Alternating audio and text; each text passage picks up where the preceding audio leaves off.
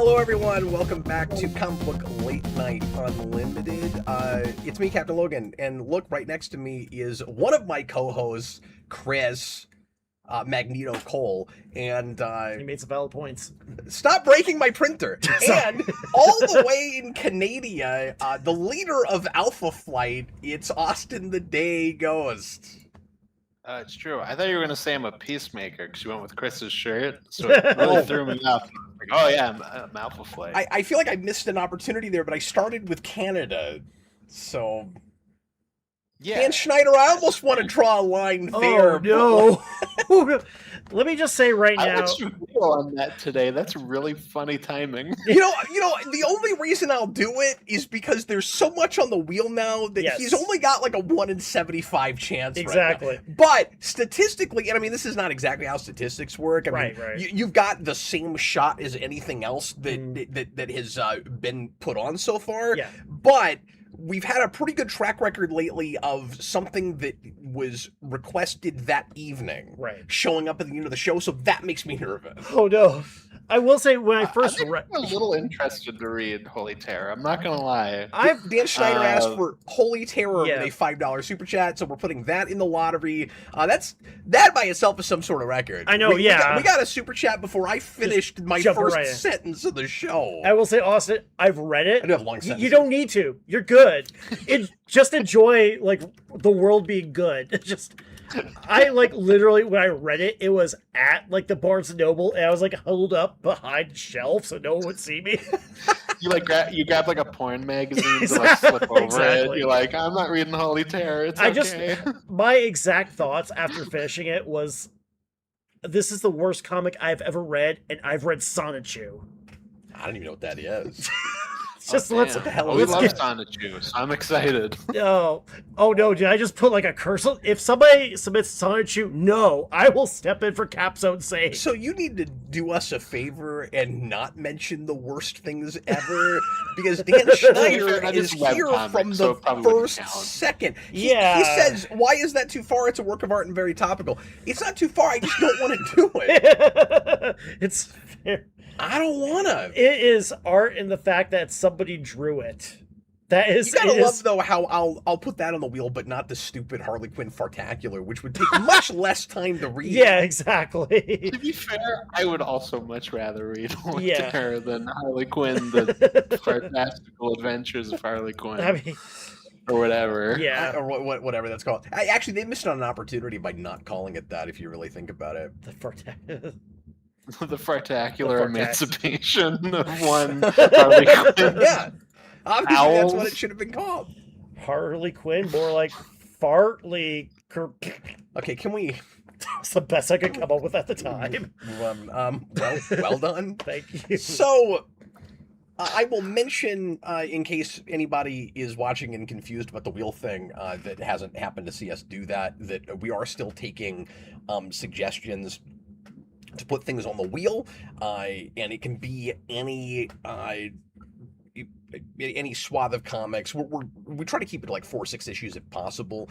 We will make an exception for a 12-issue maxi, but that'll probably be the only thing we do that week. We'll probably have to kind of swipe off everything else that we usually do that week. But I will warn everybody, we've got a big long list now. And the closer it gets to 100, the closer we're going to get to having to probably cap it off, just because the wheel thing I use only goes to 100. Yeah. And I'm not really sure how I'm going to do it once we get past that. So I'm thinking we'll probably cap it off, or maybe I can figure out some other way to do it, or we can like spin 2 weeks. I'm not sure yet how exactly we would handle it, but people... The fact that there's so much there and decreasing your chances of getting your book, of winning, as it were, is not deterred anybody from continuing to put stuff on it. So people seem to just like, having a chance at one of their things coming up. And supporting the channel, so we appreciate it. So I kind of don't want to cap it off. But I'm limited in how much I can put on a wheel. So anyway, I don't know if you guys have feelings about how we should handle it, but... Yeah, I mean, it works for me. See, Captain Logan's making the decision. That's why they're capping it off. There you go. Mr. Cool, $2 Canadian. Hey, Cap, happy to be a patron again. Thanks for joining Patreon and coming back for that. I appreciate it. And I'm sorry I haven't responded to your messages the last couple days, but I've been insanely busy. He's sent me some messages that I haven't responded to. Yeah.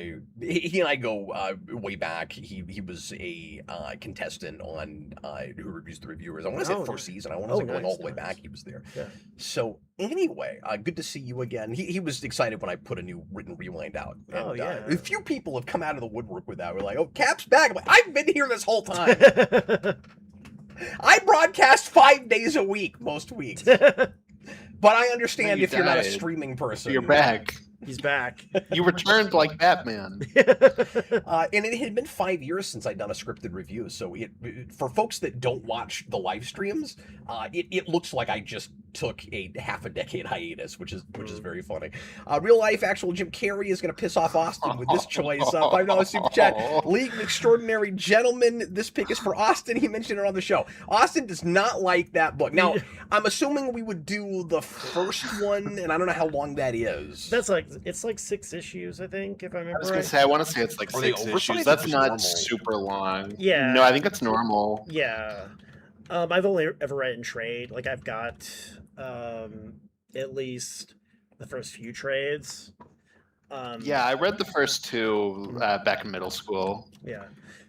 Maybe I'll like it now. I really did not like League of Extraordinary Gentlemen in middle school, but I was also like a kid. Maybe I'll appreciate it more. I will say this about League of Extraordinary Gentlemen. It's a book I like. And I like the first 2 quite a bit. But this is coming from a guy that likes everything. Yeah. No, I'm kidding. I will say, too, that there's a lot of high highs, also a lot of low lows, too. There's some bits like, Alan. Alan. Do you like the movie? Not really. Yeah, I mean, nobody does. No. Here's like... Well, that's my litmus head. That tells me that Chris, in fact, does not like everything. Here's like the thing. When I saw the movie, it was before I read the book. So I saw the movie, like, it's fine, it's cute. And then I read the book, it's like, no, it's not. It's not. It's like if you see the Queen biopic. Go back a second. It's like if you see the Queen biopic and you don't know anything about Queen. Yeah, exactly. And then you find out about Queen, and you're like, oh, that's awful. Yeah. You find out that like the folks that were Freddie Mercury were the ones supervising the script. Yeah, exactly. If you're watching this, if you go back like 5 seconds, you can see Chris's soul like leave him when you asked him that question. So like, yeah. Oh, do you like the movie? All of a sudden, I get flashbacks like, oh no.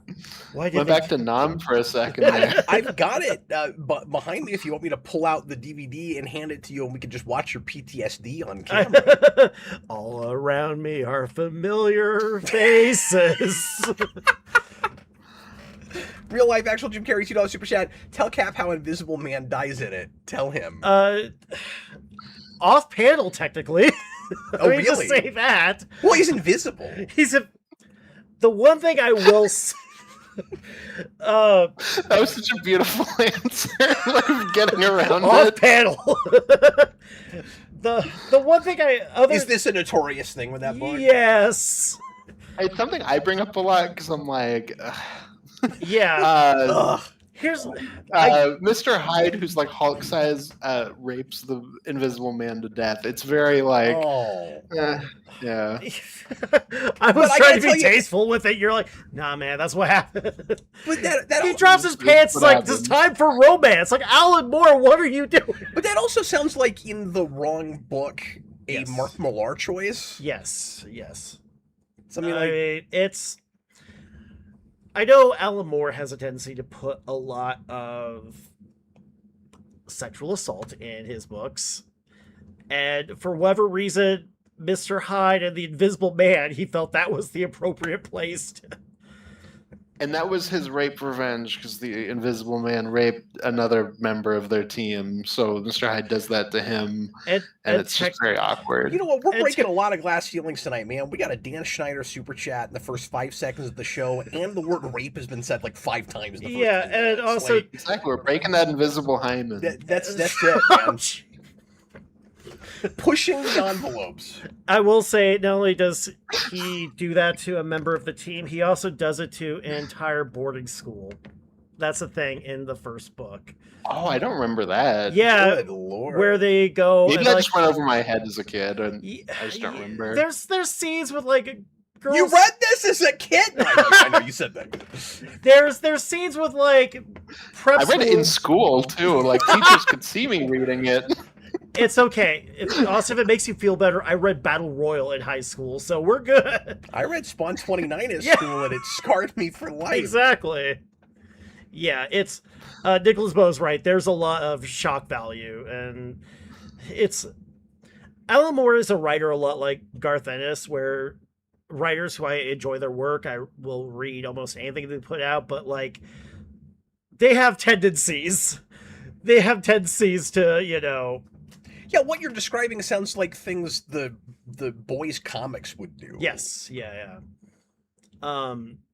Yeah, there's like a cutoff for me with Alan Moore, where it's like if it comes out after this point, I probably don't like it. But if it comes out before this point, I probably really like it. Something happened. Neonomicon was a book that, an Alan Moore book that was kind of like that, where I was really kind of interested to, because I'm a sucker for a lot of cosmic horror stuff, there's things you should take from Lovecraft and things you should not take from Lovecraft. And Alan Moore leaned very heavy in the less than savory parts of Lovecraft. It's like, Alan Moore, This is the guy who wrote Lost Girls. Yeah, exactly. I've mentioned I like a lot of Alan Moore stuff. People like, even Lost Girls, like, man, the most exposure I've had to Lost Girls, I walked by it at the shop. I looked at the cover and I was like, oh, they have Lost Girls here. Cool, I'm moving on. No, I'm pretty sure, like, if you pick up a copy of Lost Girls, Chris Hansen's waiting at the cash-in. Yeah. I want to see that movie, by the way. That looks great. It does. I'm so actually. excited. Yeah. I don't know if we should review that on the channel, but I want to go see that. So let's go ahead and go on to our first segment, and we have 4 segments on the show. I think we should start saying we have 5, which is just whatever the hell happens in the first 15 minutes. Yeah, exactly. It always takes us a little while to get to books coming out tomorrow, but now it's time for books coming out tomorrow. Tomorrow, you'll get mad if I don't sing Annie. Oh, good, you did it. I did, yes. Well done. I take constructive criticism. For some reason, this is not showing up, and it's a black screen, even though I totally prepped this in the first place. I don't know what's happening. Okay. OBS is like, Chris, I don't need your pity. Stuff coming out tomorrow. We've got Absolute Batman 23. Transformers 35 is tomorrow.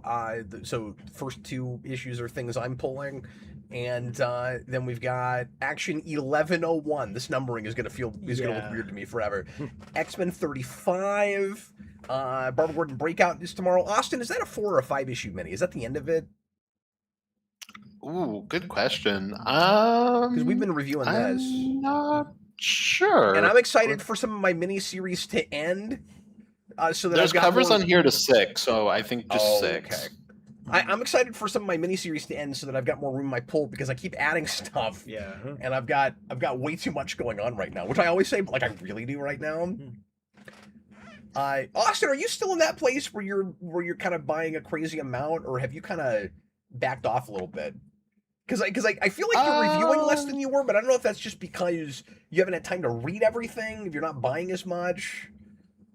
I definitely have. So I've cut down a little bit, but at the same time, I'm still buying quite a bit. But I've also just been really busy this summer, so I've not had a chance to read everything that I've been getting. So I'm like desperately trying to catch up. Like even today, I didn't get to everything I got last week, but I got at least most of the stuff that we share. Doesn't this show help a little bit though? Because like if we weren't doing this and you were as busy as you are, you'd probably let it pile up even a lot more. Yeah, probably. I used to be really bad for letting it pile up for a month and then reading it all then and then like having to catch up again. Like it does give me that like kick in the ass. Like even if I'm still behind on a couple books, like I'm getting a lot more of it in. Back before I quit Current for several years. Yeah. I had that way worse, Austin. I would let stuff pile up for like 6 months or a year, and at some point I finally went. I just don't read Current. I buy Current, but I don't read it anymore. I still have stuff from like 2016 to 2018 that I've never read that I bought the week it came out. It's like it's not so Yeah. weird when I buy back issues and I don't read them. Yeah. You know, I'm gap filling, I'm collecting. It is weird to buy a thing that came out that week on the shelf that you were following narratively, and it's been in a box for 8 years. Yeah. That feels weird. I've done it too, where I've bought like a book a couple years ago, and then I'll see it on the app, and then just read it on my phone. Well, that's okay because then you can say like you're preserving it. Exactly. You know? Yeah. Exactly. That's my Yeah. collector's edition. At least you didn't buy it twice. Yes. You're paying for the subscription. Yes. But at least you didn't Buy because the I know issue, folks yeah. will do that, and I understand it, but it's a little too much for me. People that Yeah. will. Well, I mean, like buying a digital issue on top of a physical issue is insane. I don't understand that. What I do kind of understand is buying the issue in print when it came out because you collect singles and some stuff gets valuable, or you just don't want to wait. Right. And then buying in trade later because you're a trade reader. Yes. Yeah. Like I kind of get that. I'm not Yeah. gonna double dip like that, especially at $5. Mm. But I kind of get people that do that. I don't know how much of that happens anymore, but I know like 10 years ago, I had a lot of friends that did that. Yeah. Even like going all the way back to like the 80s and 90s too. That was really common too. Yeah. Well, yeah, but back then a lot of stuff didn't even get traded. Yeah. Mm-hmm. Anyway, moving right Moving along. on. Fury of Firestorm 5 is tomorrow. Austin keeps making me really want to read that. Infernal Hulk 10. That's a cool cover. Yeah. Look at that. That is cool, and I've heard that book's really good. Mm. Well, it's Johnson, Yeah, so it probably is. He seems yeah, and he's kinda doing can do no Midnight wrong. Spider-Man. I think he's doing one of those Midnight books. I think it's Spider-Man. Oh, cool. Austin, well, maybe he can help turn them around a little bit. Yeah. Because I mean, that is a great writer working at Marvel, and count those right now.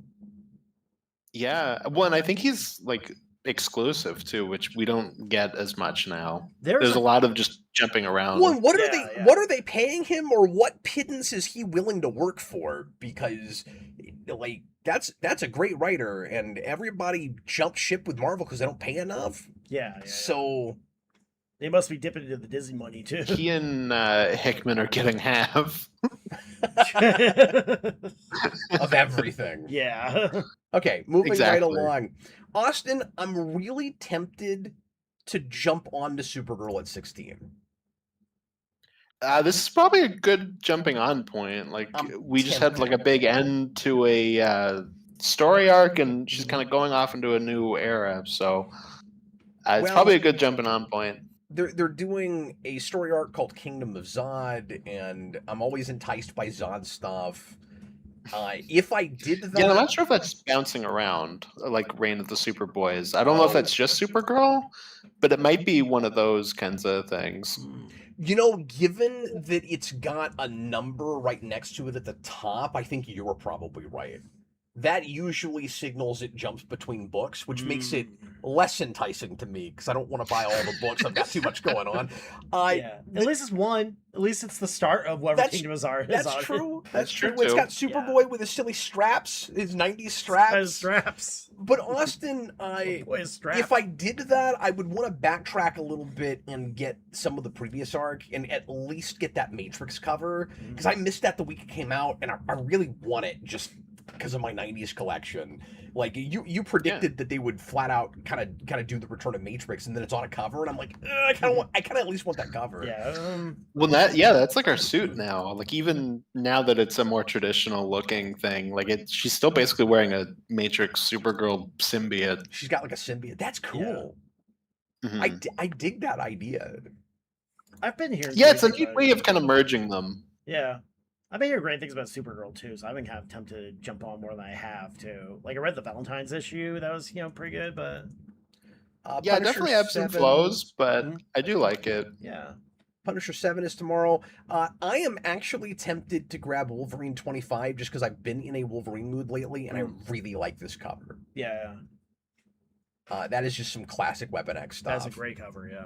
That's And cool. I It's don't. got the yellow and brown suit, which is always Uh-huh. nice. I didn't know they were doing that right. I right wonder now. if it looks like a that's- variant cover. It's an A. That's the A cover, That's a great A cover too. and all the variants actually kind of suck. I mean, they got Now that the I'm Hulk looking at tribute, him. yeah. Everybody does the stupid Hulk tribute, dude. I'm so tired of this, and I own that issue. But it's like, although I will say, if you Why is it really, Mary Jane? why in is it this Mary club? Jane? Although I will say, if you love a particular cover that gets homaged all the time, Yeah. that's a fun collection, and I've never actively done that. Where it's like, I'm going to get all the homages to the McFarlane Wolverine. Mm. That Incredible Hulk cover. Yeah, I should yeah. know that number. I own it. I just, Yeah. and I have a really nice copy of it too. Ooh, Mine's nice. probably like a 992. Like Nice. it's pretty. I don't know anything about his Wolverine run. Maybe it's great, but the writer on it is the guy that was on Daredevil last, and I've heard that's like a really major low point for that character. Okay. I've heard. Yeah, I'd 'cause never heard of that writer. It's Saladin. Was it Ahmed? Ahmed, yeah. Ahmed, yeah. Sorry, Ahmed. Ahmed, yeah. So I've read his. I wasn't looking directly at it. One of the big things he's done that gets a lot of praise is his Black Bolt book, that I've heard gets really good. But he makes Black Bolt speak. Black Bolt. You've talked about this. Yeah, and that's something that like I pick and choose sometimes what I get weirdly piercedy about too. But that was one that I read. It's like, oh. Did he come up with some sort of story excuse Yes, to let yeah. him talk? It's a reason that for whatever aliens turned off his like superpower voice. I mean, look, if he loses his powers, yeah, he could talk, and we make every character that's ever had superpowers lose their powers at some point. So I don't know that it makes sense to be super purist. Yeah, about it's one of that. those that or do you have this feeling of it's wrong to ever have Black Bolt say more than one word? I think it was just me being like a little weird and like, this isn't the book I expected. I don't want to read that. No, hashtag not my Black Bolt. It's one of those I know it's like a little petty grievance that I've heard such amazing things about the book otherwise that I should get over, but I read it and was like, I don't like this. I mean, I respect that. Yeah, and put it back down. Yeah, I mean that's what I had with that new Punisher book. Yeah. So no, I get that. Yeah, I mean it's one of those I know it's me being just kind of petty, but you know. Then like other stuff happened and I'm already behind on like everything, so moving right along, Bleeding Hearts is tomorrow. There's a new Batman ongoing by Mark Waid starting tomorrow. That I already knew about. This is Batman Robin Year 1 Dynamic Duos. That's a great cover. Yeah. I have not been real happy with Mark Waid's stuff in a long time, and so I keep skipping really everything he's doing. Yeah. So if I hear really good things about this, I might try it, because generally speaking, this would be a thing that I would at least try the first couple issues of. Yeah. Well, that's probably like a mini or maxi, no? And I think it's a follow-up to something too. Yeah, it's they did Batman and Robin Year 1, so now this is like a sequel to it. So yeah, well, that's the other thing too, is I didn't read that other book, but so you're right, it probably is 6 or 12. But I don't know for sure how long it is. Dork 7. God, the year's just... Oh my god, it's got like Man-Thing. Pushing on. Yeah. Yeah, look at that. That's a cool cover. I'm a little tempted. He looks kind of neat. Yeah. Yeah. I haven't like Oh, Miles has a new book. Miles has a new book. Yeah. That cover's not bad. That's becoming a thing recently, and this isn't just Miles, but like they've got a couple books that are like blah blah the hero, like Miles Morales, Spider-Man, Wade Wilson, Deadpool, Mark Spector, Moon Knight. They've got a couple books like that right now. There is precedent with Miles Morales, though. I think that's been his title quite a bit. No, I know. I'm just saying, like, I think that's kind of interesting that that's kind of a thing going around right now. But that is definitely always how we break up. Like, this is the Miles Spider-Man. Well, I was going to say, you know why they do that? Because they have too many characters with the same stupid mantle at the same time. It's irritating. Give him his own name, but not Spin, because that's also stupid.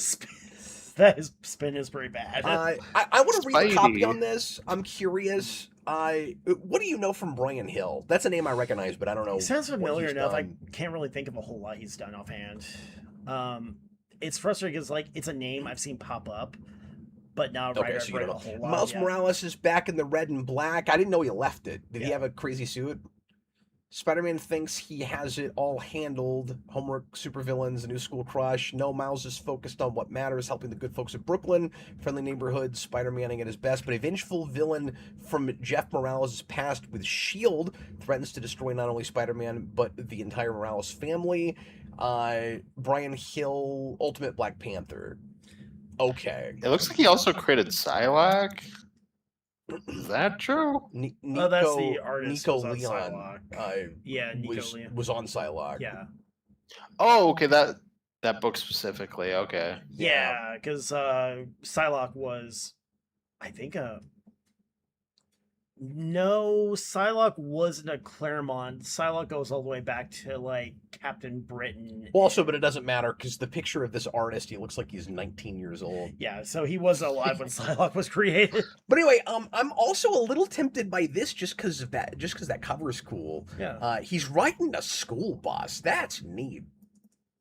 It's a great action shot too. Oh yeah, that is Yeah. what that is. I just like Yeah. realized as you said that too. It's like It okay, took me a yeah, minute when I yeah. first pulled it up, but I saw the stop sign. I was like, "Why is this?" Oh, he's riding a school bus, like a It surfboard. also looks like he lives in 2099. Well, that's also partly why Spoiler alert. I can't help but kind of want that cover. Yeah. And there's a little purple in it, Austin.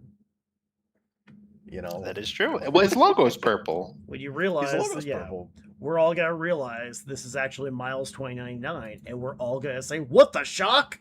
What? Wouldn't it be weird if I had a period where like I read this first issue and really liked it? Like that sounds like it could be good. Yeah, yeah, If I read that and liked it and stayed on Miles Morales for like 12 issues, yeah. I mean that's dumb. You know it'll get renumbered by 7. And then it'll get But- canceled, and we'll get sad. It'll get renumbered by 7. But like I'm not reading any other Spider-Man. It's just Miles. Like Yeah. I've got a lot from volume 1 and 2, I think, Mhm. of Miles and stuff. Like I used to follow that character actually quite a bit. Yeah. Even after the Ultimate Universe ended and he didn't make any sense anymore, which Yeah, makes yeah. me sad. But I was always reading a Peter Parker book at the same time. It would be so odd to only be reading Miles. To be fair, though, But the current Marvel landscape. I'm actually tempted to give that a shot. Because I'm always kind of starving for something decent at Marvel. Yeah, yeah. Anyway, Clayface returns tomorrow. I did go ahead and buy that first issue, Austin. I've not read it yet. I just didn't prioritize it because I don't know why I'm holding it up because nobody can see it. Didn't prioritize reading this because you reviewed it last time, but I'll get this read pretty soon. I'll probably just read it in the second issue together. But boy, these covers, man, They're so cool. Yeah. it's really neat. I'm really digging Clayface. Like, I'm very excited for that second issue. I don't know that I should praise it too much for being like so much of the animated series Hagen design, because of course Yeah. that's what the movie's doing. But Yeah, yeah. it does make me happy. Like it looks really good. This is the second book that's a tie-in to an adaptation that's sort of like an old-time Hollywood sort of superheroes. At least that's what it kind of seems like to me. I haven't read it yet, so because I guess Wonder Man as well. Wonder Man, that was the other one too, which Yeah, you talked about that. yeah, I won't be talking about it a lot next year because we're not getting a season 2. That's true. Yeah. That is true. Yeah. They literally the day I watched the last episode of the series is when they made that announcement. I watched like Well, okay, I've seen people that are like, Marvel announced that they were doing a season 2 and suddenly it's canceled. What? And I'm like, guys, clearly Marvel was like, people liked this, let's make more. And then Disney went, whoa. 3 people watched this. You're not making more. But you know what? I'm proud to be number 3. I was Well, especially because it's 3. But Chris, I meant to. Oh. I meant to mention, and this will be like planning on camera again, which Yeah. people love when we do that. Yes. But Jason and I are, if all things go according to plan, and I got to get back to it. I haven't watched any more this week yet. Yeah. But we're gonna review X-Men '97 next Monday. Okay. Yeah. If you've got time, you want to come in Yeah, for that, no, because I know you've been watching that. Yeah. I don't know if you finished it. I haven't finished it yet. I haven't watched the latest episode. Okay. Yeah, But it's done, right? I think so. Yeah, I think it's done. Yeah. I'll double check and make Yeah. sure. Well. I only got halfway through, and I'm gonna go back and restart the season and Mhm. blow through it for Monday. But, Yeah. but anyway, so we're gonna do that next Right. week. But I just wanted to invite you to that because Yeah, no, that'd be great. I know you watch that show. Okay, moving right along. Green Lantern Corps is next week tomorrow. Emperor Aquaman, Venom 260. Yeah. Yeah. Clean and I Black clicked on that and everything about it was like, what? Yeah, that's right where I was. That's why there was an uncomfortable silence. Nice House by the Sea. You got a fair bit to buy tomorrow too. Well, I'm not buying that because I'm just waiting for it in trade, but I do have quite a Okay. bit so far. Okay. Yeah. Exquisite Corpses, Rascal Randy, Generation X-23, because you had to have that title at some point. Doctor Strange is tomorrow. Spider-Versity. No, thank you. I can't believe that's already on issue 5. I know. I can't believe it's already August. Queen in Black Thor. I guess she has to touch every book.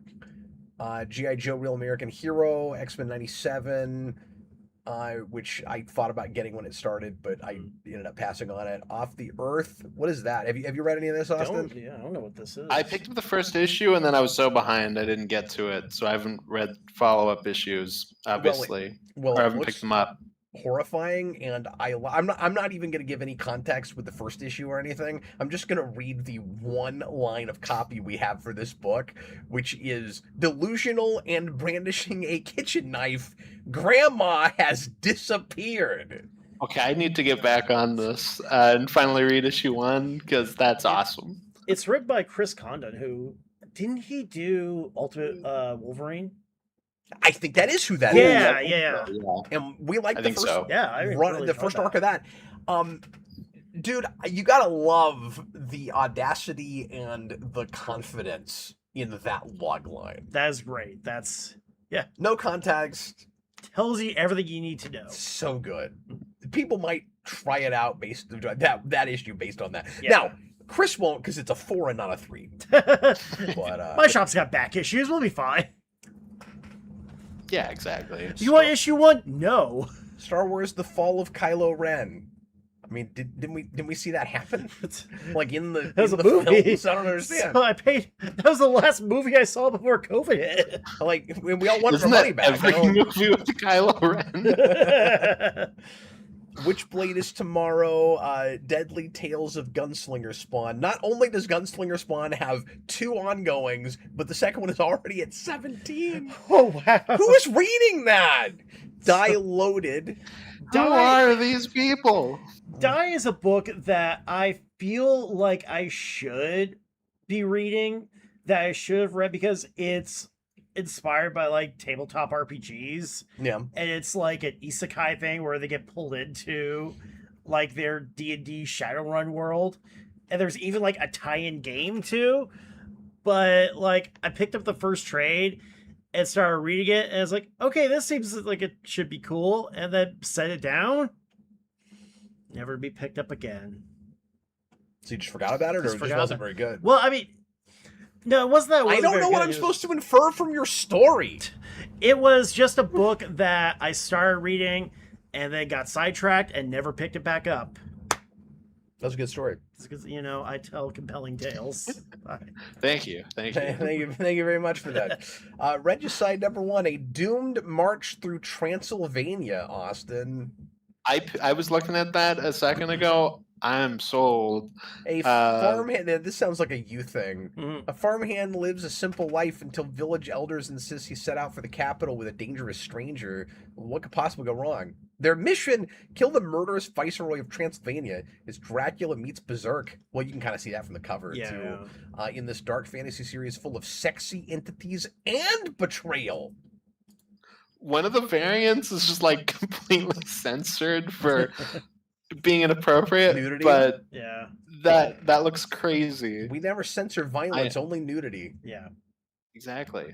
You know, it's fine to have like 19 disembodied heads on a cover, but if you see a lady's chest, like that's gonna get you God banned for the forbid comic seeing shop. a woman's ankle. Look, my delicate sensibilities. It gives me the vapors. Like I get it, but still, yeah. Blood and Thunder 16, the $1 trillion kid #2. I haven't heard about this. Power Rangers Unlimited is tomorrow. I'll be grabbing that. We keep introducing new colors of Psycho Rangers. I can't even remember which one this is, but I think they teased it last issue. Is it like a... No, it's not a silver one because that's sort of already a thing. I can't remember. I'll read that and let you know. Hopefully, it's okay. I like that first issue, like fine, but really just in comparison to the dreadful first issue of Mighty Morphin. I was only beaten by the even more dreadfulness of the second issue. It's terrible. Heavy Metal is tomorrow. Trepire Roberts. He-Man #6 is tomorrow.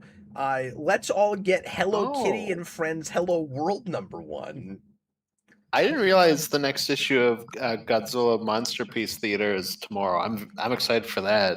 It looks like it's War of the Worlds. That's a book I need to. Austin, I might get this for the Chris, I might get this for the girls. Yeah. Yeah. Cassandra, I kid you not, I took them out shopping today because they had some birthday money. Yeah. And some like, because their birthday was a month ago, but they had like some late birthday money. Yeah. And Cassandra bought a Hello Kitty board game. Oh, nice. Today. Oh. And that's coming out. So I might surprise her. Yeah, get her a comic to go with it, yeah. Especially because Cassandra has been leaping forward real hard on her reading.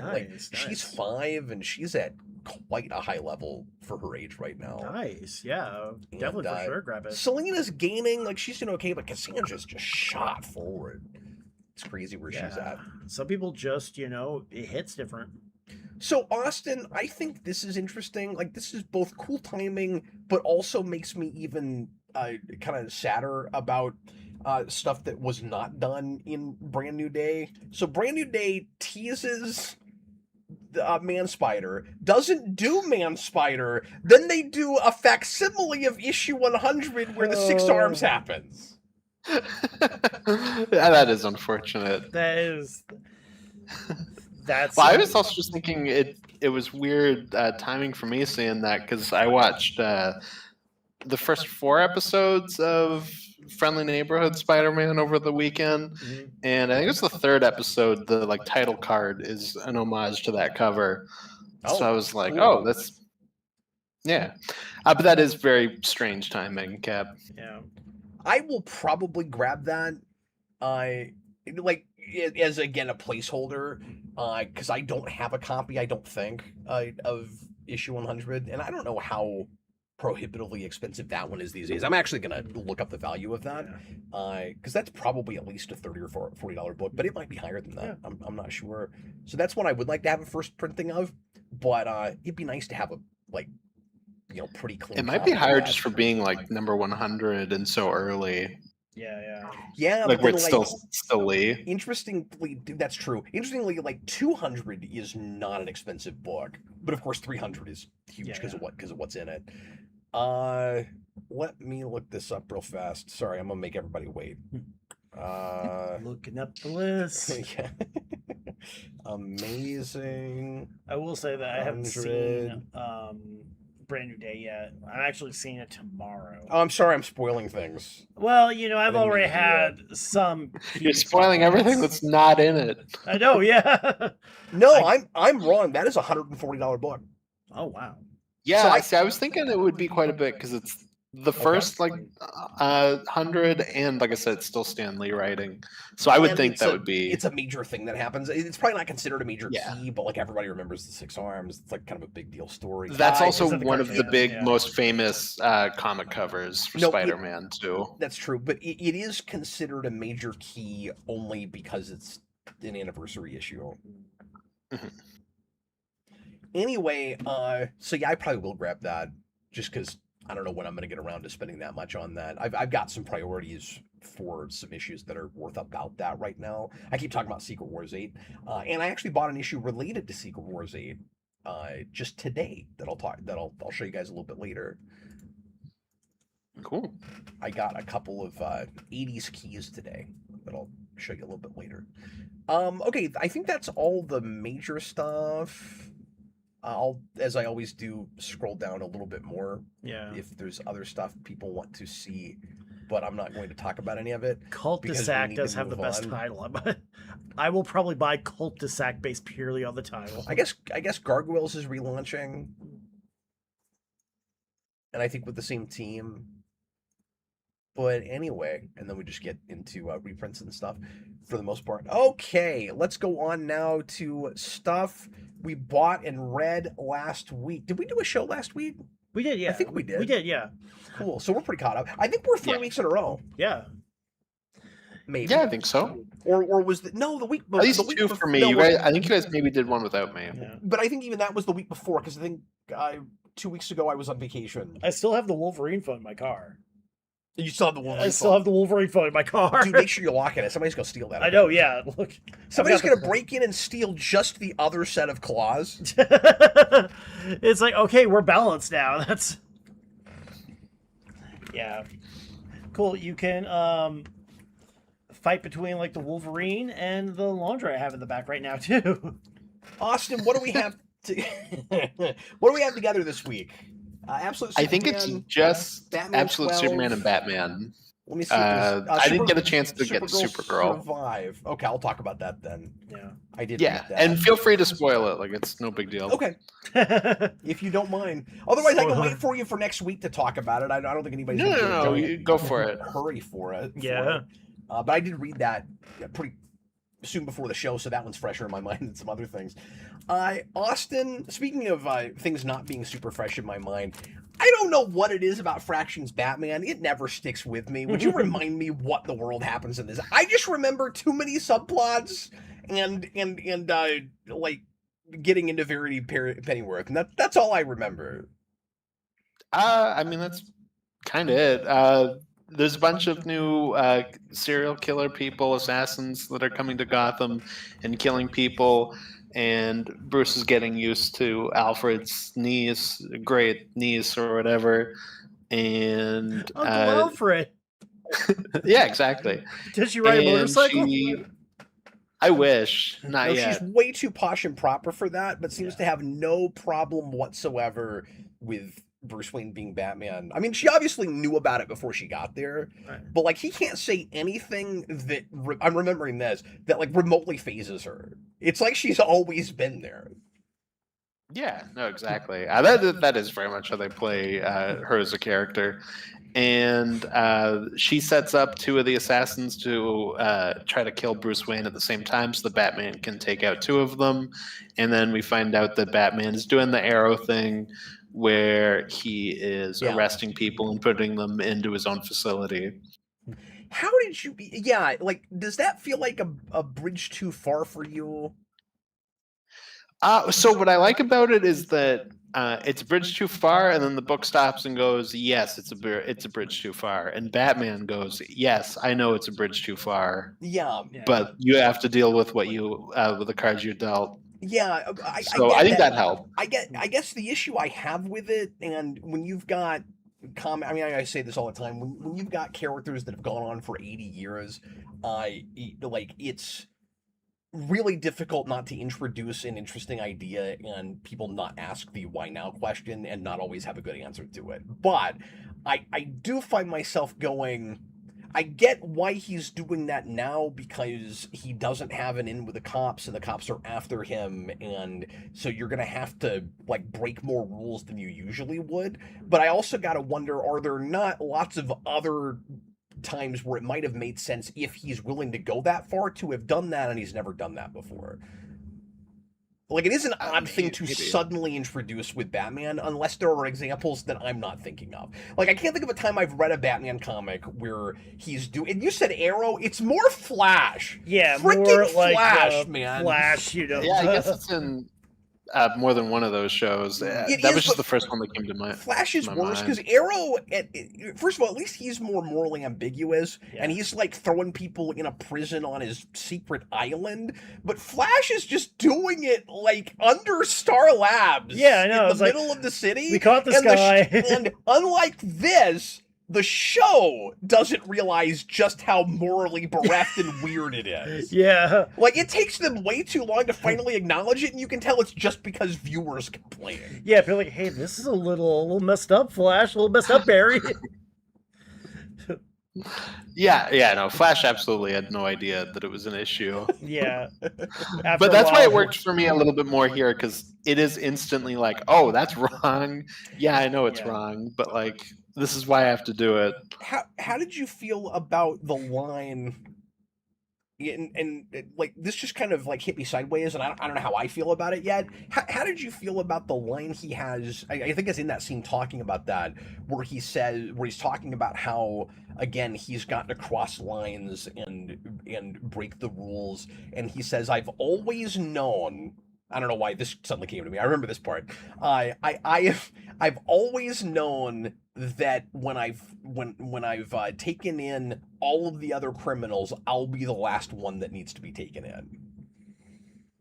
We specifically, yeah, it says that like Batman's the next one that has to go. Yeah. But like, that makes sense to me, because that's once in a theoretical world where there is no crime, Yeah. he would then get rid of Batman. So like, that makes sense. I guess the reason I felt weird about that is I've got a little bit of a not my Batman problem with Fraction. I'm just gonna say that Yeah. straight up. Where like he I and say it every issue. It's all good. he and I Yeah, just we're- don't say again. So you have that. You tend to have that every issue. Like, I think that's fair. Like, he and I just don't see the character the same way, and like entirely. And like, sometimes I'm really with it, and other times I'm kind of raising an eyebrow. Like, in my mind, Batman is just self-aware enough to know that he's fighting in an impossible battle, Yeah. and I wouldn't think he'd ever say that, because like he knows he's not going to win that. It's the journey before the destination. Hmm. Yeah, I mean, I don't think that necessarily goes against that, though. Like, he doesn't stop and say like, but I know this will never actually end. Yeah. I don't know. I don't really have an issue with that as a line. I will say that line, I knew you wouldn't, but I thought it was weird. It just seems- it hit me That's kind of fair. sideways. It seems like a riff on the Dark Knight Returns, like where criminals we've always have been, but it also seems like a little bit more of a self-aware take on that idea too. Yeah, I mean, it's again, I mean, I'm just kind of like trying to parse it right now in my head too. So, I mean, I kind of see, yeah, I'm not sure if like Batman would say that, but it's at least an idea that's it's a different take on an idea that's kind of been around, and in some cases been interpreted kind of badly. Are I the would say cyber that fans this of is the kind of audience? just like a fuller issue. yeah, it is. It was fine. Yeah. Austin, I gotta tell you, man, I'm a year into this book and I can't get invested. That's Like, fair. I try every month, and I don't exactly know what it is, but like I'm never like I'm never real with it. It's like, it's fine. Like, the main reason I keep buying it is because it's pretty and it's got really good panel layouts. But like the actual material, it's not bad. I can't get excited about it. I don't know what it is. And like there a couple 3 issues here and there where like I'm happier with it than I have been. But some of it is just structural. I still feel like this far in, and like we are certainly I don't want to be hyperbolic with it and act like every issue is just adding some new thread and we never go back to and like continue anything that's happened before. Like that's not what we're doing. But it does feel like to me anyway, just too much, and then we'll add this new thing and then this new thing, and I don't know, month to month I just don't track it. And so Yeah, I don't know I if mean, it that's reads fair. better in trade. I don't know what it is, but just month to month, I never remember where the hell I am with this book. No, I'd be interested to know what it reads like in trade because I feel like it is very much just written for issues. So like I don't, Yeah. Yeah, it really does seem. I don't know if it would be weird in trade because it's so episodic. I'm not sure. It is all on the app. And I've been meaning to kind of go back and catch up too. And the one good thing with the DC app is that they've basically got everything up like a month after release date. And more times than not too, the big events they'll put up like on the release date, like day of. So Oh, okay. yeah, I think Marvel's what, like 6 months behind? I want to say Something- maybe 3? months. No, I Yeah, think just- Marvel's only 3. Yeah. Yeah, because Okay. they're I don't know just why start- 6 months in my head, but yeah, Yeah. like 3. because they're just starting to get like Daredevil and Wonder Man up too. Oh, okay, true. Yeah, so at Okay. least- yeah. Let's go ahead and move on. Austin, tell us about Absolute Superman number 22, which is only an issue yeah. behind Batman. Like, Batman needs to just take a month off so that they can all three be in the same numbering. That'd be great. Well, Batman and Wonder Woman, so Superman can catch up. Because I think Wonder Woman's on the same as Batman. No, That's what I meant to say. Is Wonder Woman and Batman Oh, would yeah. both have to slow down, or Superman would have to double ship one time. yeah, I'm fine with that. Yeah. Absolute Superman brings in Metallo, who we set up a while ago. It's the with beginning of a Peacemaker. new story arc. You don't have to know anything about the Black Adam arc. It's like it never happened. Just like the Black It Adam got movie. Shazammed out of existence. Just so far. I mean, I'm sure they'll come back and talk about it again. But anyway, I'm sure Hawkman will show up again because Yeah. he's been pretty important to this book the last little bit. But yeah, Superman fights Metallo, and it's very much both an action issue while also stopping to be Superman-y. And he's going to talk Metallo, who is Christopher Smith in this world, down. And in that way, it reminded me of the Parasite issue, which I thought was cool. Mhm. And the art in this issue is really cool. Yeah. There's this page in this where they're fighting, where we do their silhouettes of them punching each other and like panels within their bodies. It's so cool. Yeah, I really dug this issue. This wins the week for panel layouts. It's so creative, Yeah. and it doesn't look like the rest of this book, and it totally works for the story it's telling. I don't know if I haven't been paying attention to the artist. I don't know if this is a different artist than it has been. Is it like a fill-in artist? Oh, 'Cause it looked real maybe different I to did. me. I didn't stop to look. This is the last issue I read, so it was very much like, let's get this in. Brushing it out. Maybe go back and reread it because this is dense and there's a lot to look at. Like Mhm. I took my time with this one, and it was nice getting to do that. Yeah, I thought this was freaking dynamite, dude. Oh yeah, it's a wonderful issue. Everything with Superman trying to talk Metallo down is great. Oh yeah, Raphael we is get the more- is the regular artist on this. It is a Yeah. different artist. Oh yes, that's right. The little like bits we get of Brainiac are really horrifying. Horrifying. All that's I felt really so cool. bad for Metallo with his backstory, like really sympathetic villain. And we should also mention, even though this is the start of what is it called? Get Brainiac, or is it Yeah. no? I forget what they're calling this arc. Something like But that. it's like Catch Brainiac if you can. we gotta get him. We gotta get him. No, it is Get Brainiac. Sorry, for a second, I second guessed myself because there's a Wolverine story in Wolverine volume whatever it is 4 or 5 right before Old Man Logan called Get Mystique, and I saw that recently. I haven't read it, but when I said Get Brainiac, I was like, am I conflating that with Get Mystique? No, they're both called that. There's a Get Mystique, and now there's a Get Brainiac. Anyway, so even though it's the first chapter in this Get Brainiac arc, and at the end of it, Brainiac like runs off, and he's like taunting Superman, and then he runs away. We know Superman's going to be kind of chasing him down.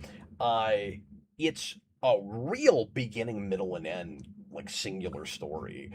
You could pick this up and have not read any of Absolute at all, and I mean, you won't really know why this Brainiac is this way, but it's easily followed, and you would really get this characterization of Superman. You would understand this version of what he's all about just reading this issue, and B, it would give you a real good sense of how Superman and his powers and everything work versus like regular DCU Superman.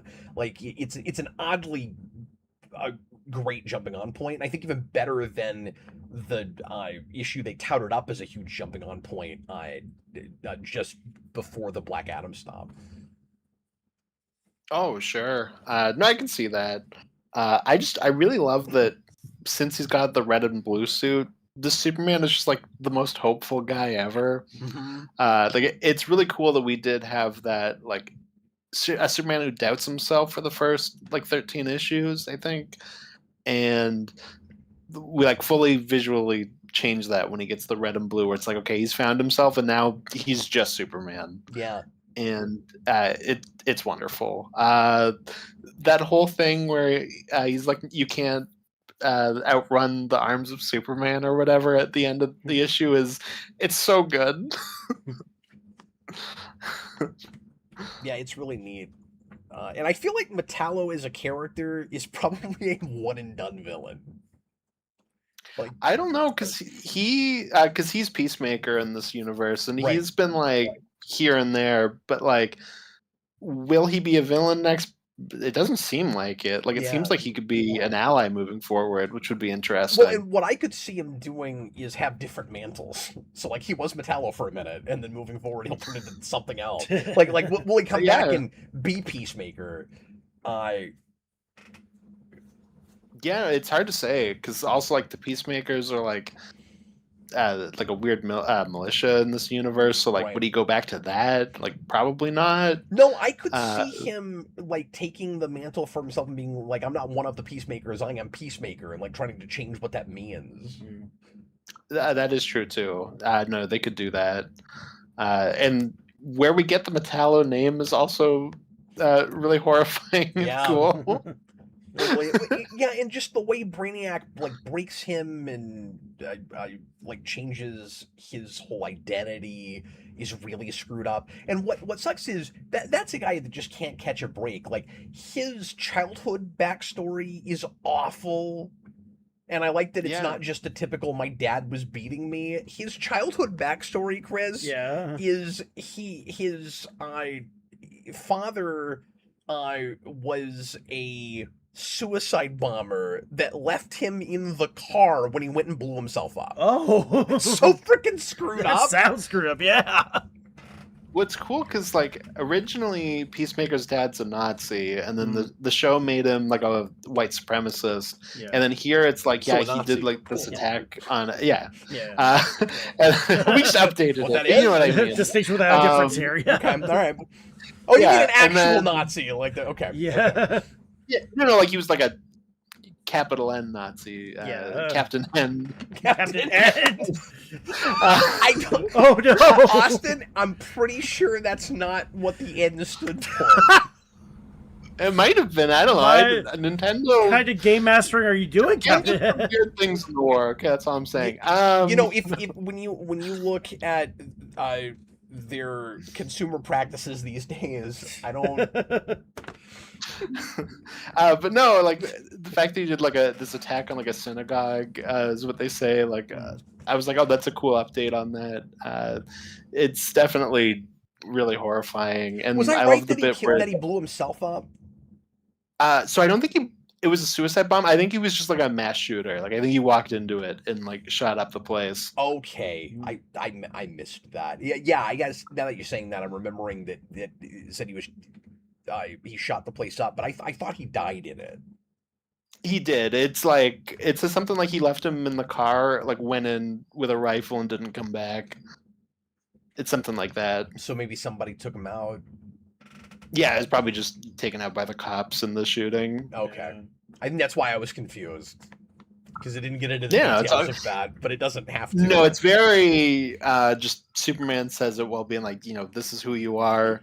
It's not like we stop and dwell or like see any of that. Okay, so I want to show you something and see if you agree with this, Austin, because I've never had this with this book, and it's probably just this artist. But I want to go back and look at Superman more in the face in this book with the other artist, because the interpretation here is Nicolas Cage. I had that thought. It too. just is. It's straight up Nicolas Cage. Look at him. Look at him in this close-up panel right here. I mean, you can't outrun my hugs, Metallo. If this book had if there's existed, a giant spider, I mean, if this book had existed back when he was supposed to be that character, nobody would have batted an eye at it. yeah. But it's probably inspired by. I'd be really surprised if that artist was not thinking about that when that was drawn. No, I mean I could see. Obviously, he's too old to do it now, but like I could see Nicolas Cage play specifically this version of Superman. But let him makes voice sense. it if we do the TV show. Yeah, 'cause yeah. That'd be cool. And they can see, even though he That might would be be too old cool. for the character, he'd still do it in a heartbeat. Yeah. Oh, he yeah. would still.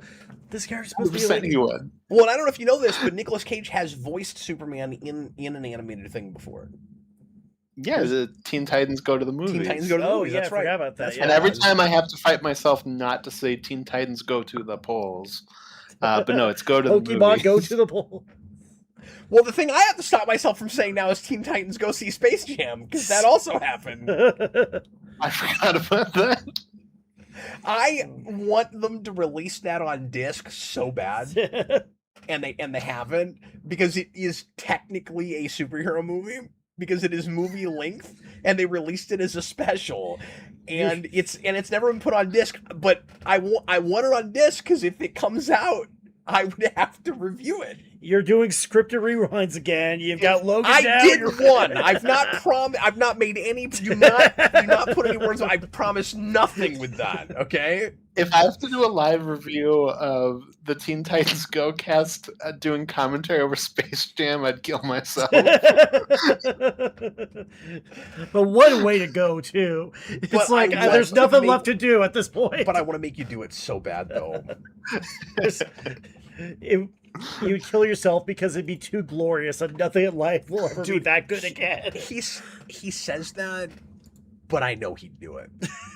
I just know he'd do it. Yeah. Austin, would you tell us about some other things that you read this last week that you blew Yeah. through after you went and saw a baseball Yeah. game, so that we can do the show? Yeah. So one book I actually missed last week, I forgot to write it down apparently, is I read Planet of the Apes versus Predator. Oh, cool. How was Whatever that? that's called. Okay. Is that the first issue? Oh. Yeah, it's the first issue. It's not exactly what I wanted. I just wanted a Predator that shows up in the Planet of the Apes, where it's more doing the Beneath the Planet of the Apes thing, where it's like somebody like Taylor is like coming down and looking for him, and we do that kind of whole thing, and then a Predator attacks. So like I do have a bit of like, oh, that's not really what I wanted from this as a premise, but Sure. for what it is, I think it's pretty good. I do It like more that so s- follows Cornelius and Zira, which I like. And there's like a whole bit where they kind of follow the predator and watch it hunt, and that was pretty neat. And then the human stuff I'm kind of indifferent to, because like Beneath the Planet of the Apes, it's just, it's that first movie again. Yeah. I was gonna say I do like that Scott Young variant too. Oh, sure, yeah. Yeah, Oh, yeah. Sure. Yeah. I'm so indifferent to Scotty Young. that's fair. Yeah. I know it's fair. But Part yeah, of my thing, because I don't want to sound like a jerk face. Part of my thing with Scotty Young is I got sick of just how popular he is here. Yeah. Like there was a period it's all you heard about, and I'm like, I mean, he's got a cool cutesy style. I don't know why we're all so obsessed with Scotty Young. There was also a point too where you could walk into a comic shop in the state of Kansas. That's what I'm saying. Without seeing that Oz cover in particular. Yeah. And even though I don't think that was his art, but it was still his book. Yeah. That was first and foremost in like every shop. The thing is, he's got to do the Oz thing, and he's Midwest. Yeah. So he's already really popular here because he's kind of local. Yeah. Where does he actually live? I want to say he's not KC local. I want to say like he's from Overland Park or something. Oh, is he really? I want to say so. Okay. Yeah. See, I thought he was like close, but not right here. Is he right here? I want to say he's like right here. Okay. Yeah. I mean, he's not like Freddie Williams, who's from here. Yeah. And lives elsewhere, or like Matt Fraction and Kelly Sue DeConnick are from, at least at one point lived here, but now they're up in Portland. So. And then, of course, we're kind of a big hotspot for comic readers, like people you've heard of. Yeah. Jason Aaron lives here. Yeah. And I've met him several times. I've talked about that. But even like some more kind of BC tier guys, like Dennis Hopeless lives here. I've talked to him before. Anyway, we got a lot of local folks, but I got really tired of hearing about Scotty Young. Yeah. Anyway. Moving right along. Scotty Young, if you're watching this, we're coming for you. We're not coming for you. We don't want to. We're coming for you, brother. We're coming for you, brother. What you gonna do, brother? What you gonna? His art's cool. It's just there was this kind of obsession. That I didn't understand because I don't really connect with it. That's fair. Oh, Roger, you don't go up with the trash. Before I get into my major rant book, I've got my weird pick of last week, which is Jughead Pie-mageddon. Oh yeah, you did it. Oh no, is Austin gonna have like a Power Rangers level rant? Does he have a book that's doing to him what Power Rangers did to me? We're gonna watch Austin break. Yeah, look at him. You might see me turn the color of this wall and my shirt. I don't even know how to write this. Like, okay, good, I found it because it wasn't. It's how it's like how it sounds. Sorry, like pie. Is that a Francavilla cover? It looks. Yeah, I mean, I do like Francavilla. Well, how was that? Sorry, this is the A cover, I think. Yeah. How was that, Austin? It was exactly what I thought I would get out of Tom King writing Archie. Jughead's like, I'm a really sad dad. Also, I did some war crimes. So it doesn't have that specifically. It doesn't have like the depression thing. But so the whole story is elderly Archie and Jughead reminiscing on a porch, and they're like, remember this thing that happened, Jughead, when you were at a pie eating contest, and then the Pie-mageddon started. There was a giant food fight with the pies, and Jughead was really sad because he hadn't eaten all day because he was going to do this eating contest, and everybody's throwing pies at each other, and he's running around like, please, no, let me eat one of these pies. I'm Jughead. I like to eat things. I don't know, that might very well be Tom King being like, I'm real sorry for what I did in the CIA. Yeah, but it's also Tom King. So Jughead like starts the story, and he's like, let me be the Virgil to your Dante as we go through this inferno as I tell you this story. And it's like, what? Serious? So I'm just gonna read part of this because I feel like that's the only way to like fully grasp what this book is like. So this is Betty is mad at Veronica because she sat next to Archie while Betty wanted to sit next to Archie at the pie eating contest. So she gets the first pie and throws it at Veronica. And just keep in mind, that's what we're looking at, is we're looking at the pie flying through the air to hit Veronica the first time, okay? But this is not Wilder elderly. No, this is in the past. This is while they're just regular Archie and Jughead. But this is elderly Jughead's description over it, okay? Uh, 1914, Austria-Hungarian Archduke Franz Ferdinand rides in a parade. Serbian nationalist Gavrilo Princip leaps onto his car and assassinates him. An outraged Austrian-Hungary declares war on Serbia. In turn, Serbian ally Russia declares war on Austria-Hungary. In turn, the Austria-Hungarian ally Germany declares war on Russia. And why not? Russian ally France. Soon every country on the globe is enmeshed in horrific battle. From one bullet came the First World War and all the terrors of the 20th century. And so you may understand there is at least a small precedent for the damage done by the first flung pie. My God. Can I tell you something really sad? Yeah. You kind of understood that. I'm tempted to buy this issue now. No, I am very glad that I read it because it's one of the most baffling things I've ever read, but like kind of in a good way. We're like, it really is exactly what you think you're gonna get from Tom King wrote an issue of Archie. Because I really thought he'd disappear. I thought you'd read it and be like, okay, I guess Tom King just likes Archie so much that he knows how to write it, and I can't even tell it's him. That's what I thought you would say. But no, it's a Tom King book. But then, like, there are moments where he will just do Archie-y things, where it's like, okay, he is kind of disappearing, and then he'll stop and do stuff like that, where you're like, oh, that's just Tom King. So it's like, it comes through. That's kind of perfection, man. It's perfection. There's something beautiful about that. It's my jaw dropped while I read it the first time. I was like, I can't believe what I'm looking at. It's wonderful. So I am very glad that I noticed that last week and decided to pick that up because it was very much worth it. I am too, because I never Tom would have King, known about that. Keep writing Archie. I know, right? We need more of this. Just walk in there and be like, you know what I want. Put it in my veins here. Well, it sounds like it might be cool to see him spread his wings and do more humorous stuff.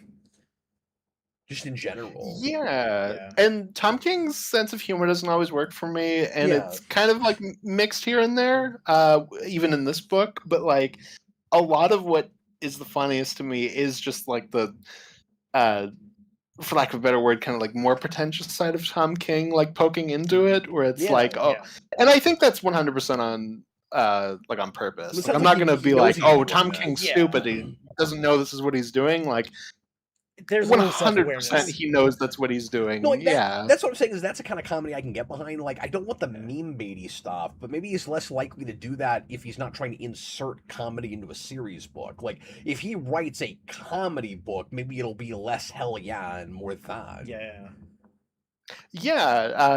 No, that's a good call. Because there's like a couple moments, like he does like a cutesy reference to the Sugar Honey Honey song, and that I was kind of like, whatever. But like when he's going full Tom King, it's really funny.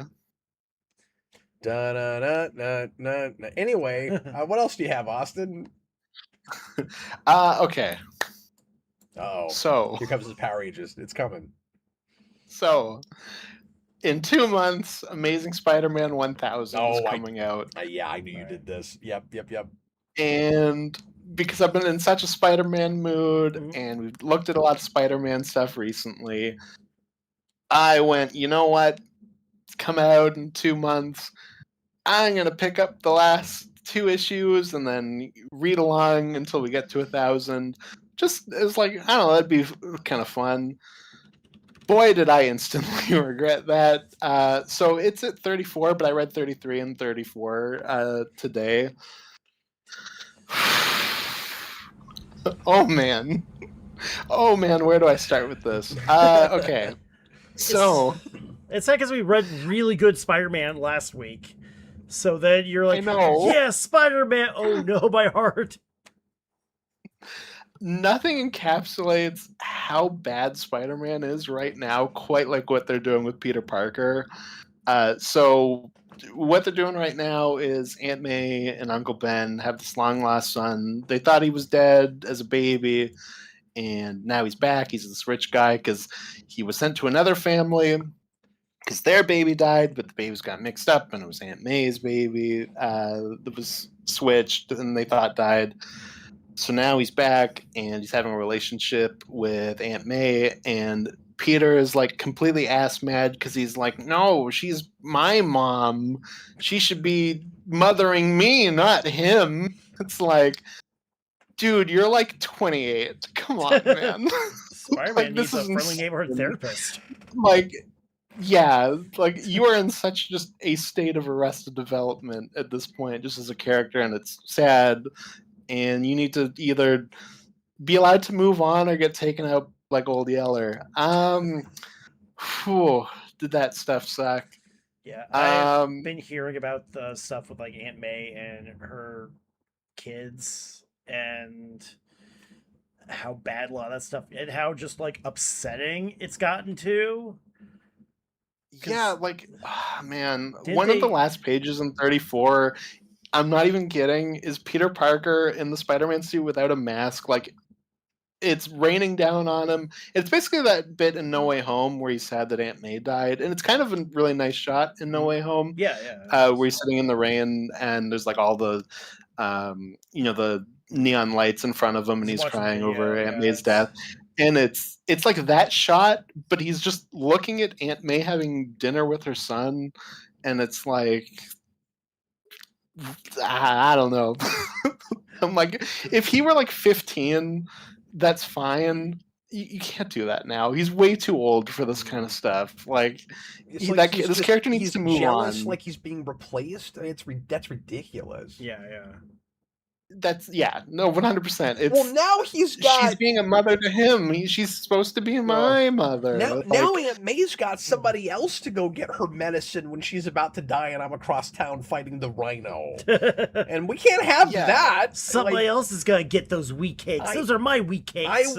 I want to have the sadistic choice every week. Okay. Yeah, no, and it's just like, what are we doing? And Peter's the most bizarre living circumstance right now, where he lives with, I think it's supposed to be Warlock, the X-Men character, that like big machinery looking guy. Okay. He lives with essentially Yellow Gamora that he met when he was in space recently, and he lives with a little pet symbiote that talks like a baby. And it's like, what is all of this? Symbi like in the main book? Symbi is one of Peter's roommates. Did He's they basically call it their that? pet. Yes. Oh no. Okay, so hold on. So here's my question. Peter lives with Symbi. So Symbi was recently added as like a cute like animal thing in the Spidey Disney Plus show for toddlers, right? And I was like, of course they did that. Yeah. I'm wondering if they're not adapting from the main book with that, and it's not the other direction. Because I assume that was a thing made up for that show. It might not be. I think they did. That show might. I think they did like a this. online, just Symbi thing, kind of like what they did with Jeff the Land Shark. I think it kind of starts like that. And then he's probably brought into that show. Yeah, exactly. I actually didn't realize he was in that show. I but didn't need that. That makes more sense for that kind of a thing. Of Like, course. that's fine. Yeah, that's Yeah, fine. like that That makes show's sense. Dumb, but my kids like it. I don't know. Yeah, it's for literal fetuses. Like, it's fine. Like, they can have Symbi. He should not be in the main book where Peter's mad that his mom is being a mom to someone else. So yeah, like that was very bizarre. This sounds so much worse than what you and I read from a couple years ago. I didn't think that was possible. No, yeah. So these last two issues, he's dealing with damage control, and the whole thing is that damage control is just Shield now, because by their words, they create a preventative damage control where they go out and like shield tech and they stop criminals, and Spider-Man's hanging out with them. Well, that's in the and MCU now too. Duo. Well, clearly there's a synergy thing with that. Yeah. So yeah, no, exactly. I was gonna ask you, the yellow. You said there's a yellow Gamora chick in it. Is that is that her? Is that the female Adam Warlock? Or is it somebody different? Oh no. That's she's a new character. Oh. She like comes from I think like a recent issue. Okay, yeah. I just want her actual I'm not name sure to be who she Yellow is. Gamora. Yellow Gamora. But yeah, it's basically just what she is. She's Yeah. just Yellow Gamora. Yellow Gamora. I wonder what comes up if I write Yellow Gamora in Google. I'm gonna There's only do one way to that. find out. Yellow Gamora. Probably just the movie one that someone's awkwardly photoshopped into being yellow. That character doesn't Orig- come up. I really do just get a bunch of Gamoras. so- Original character, do not steal. Yes, Sonic pops up. 100%. That's how it comes off. 33, he fights Jack-o'-lantern, and I was very excited when Jack-o'-lantern showed up because I love Jack-o'-lantern. Yeah. But and so this was one of my worries when Joe Kelly came on, and like I have nothing against Joe Kelly, like he's cool, but like Yeah, when he was brought on for Spider-Man, I was like, I worry that it will just be Deadpool dialogue with Spider-Man's Is it? jokes, and yes, it is 100% Deadpool dialogue. Nah. One of the worst bits is he grabs Jack-o'-lantern by the head and yells, I like big heads and I cannot lie. Nope. Like the No, can't have, no, Like, can't have that. that's a Deadpool joke. Yeah, That's Spider-Man would not say that. Stan Lee was not having Spider-Man web people up, spinning them and going, come on, let's twist again like we did last summer. That's not a Spider-Man thing to do. I'm gonna do the mashed potato on you, Green Goblin.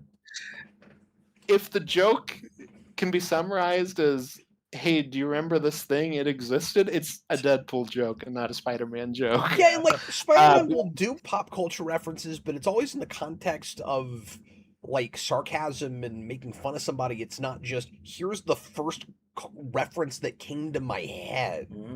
Like that, I think that's the difference. Yeah.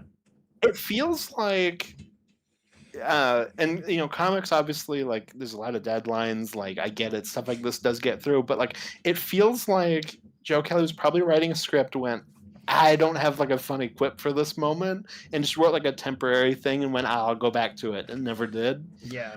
That might be giving it too very much much credit, reads like though. that.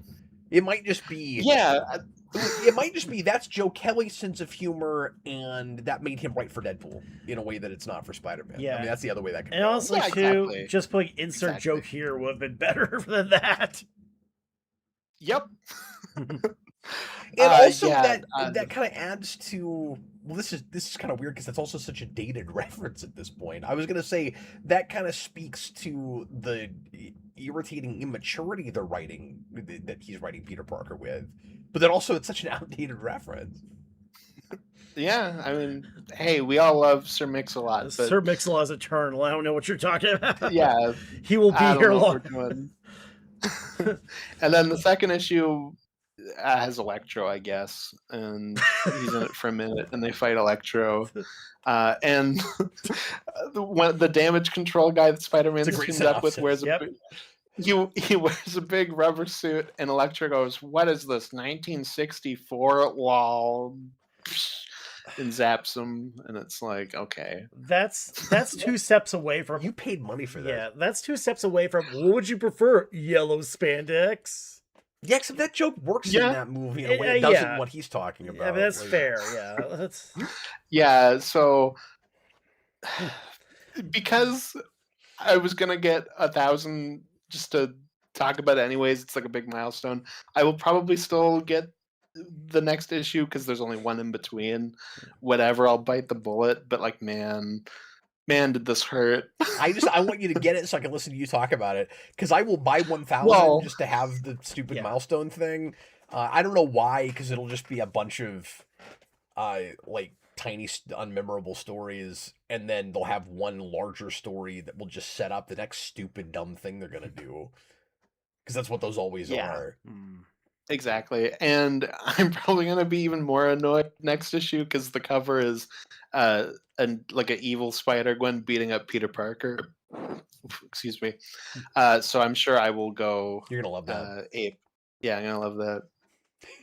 But yeah, I really did not like these last 2 issues. I will give it though. The art's really good. At least that's good. Yeah. Yeah. I'd said Look, McGinnis doing it. Like the action's dynamic. there are a lot of comics you These can issues forgive. suck. Yeah, there's a lot in comics you can forgive if that's good art. hmm And But like, I won't forgive these issues. You guys, if you look at what little we have for sales numbers for Spider-Man, they can't have gotten any better than they were the last time I heard anybody talk about this, like a few months ago. yeah.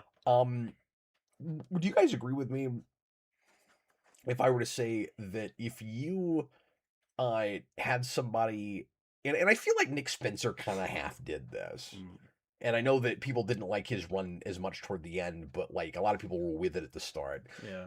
Do you guys not think that you could come on that book right now and just drop everything and completely contradict lots of things we've done in the last 10 years and nobody would care? Like if it was good. Like don't you feel like you could just wipe the slate and do anything you wanted to with that character right now? People would look. Yeah. Where you don't really have to pay any attention to the continuity. Like who's gonna come in and be like, well wait a minute, what about I can't even think of specific story points because I haven't been Simbi. reading. Yeah, like what about these roommates he had? What about like Yeah. who's really gonna care? I kind of feel like at this point you'd have the opposite reaction where it's like, thank you for ignoring that. Yeah, Leave that. Thank you. Leave that in the past. People would be so happy if that you're something's telling. bad Yeah. enough, we tend to want it retconned. Yes. You know what I mean? Like Well, I no, need and the one of the last 10 years of things- Star Trek just totally wiped away. Mhm. No, and one of the things that it's doing is Peter's doing like a "My name is Earl." He's like going around helping people that he wronged in some way, and then we do the floating heads that way. And one of them was MJ, and I was like, "Interesting. I wonder what that will be." Not really though, but MJ's doing fine. She's having Venom adventures. She's good. She's about to lose that. She's So yeah. No, one of my big like, ooh, what are we doing with Peter's living situation too? Is we cut in and like these are his roommates, and there is like 6 annotations like go read this, go read this, go read this, and it's all like MJ Venom, Spider-Versity, whatever nonsense, and I'm like, oh, this is just a page made to annoy me. yeah. Yeah.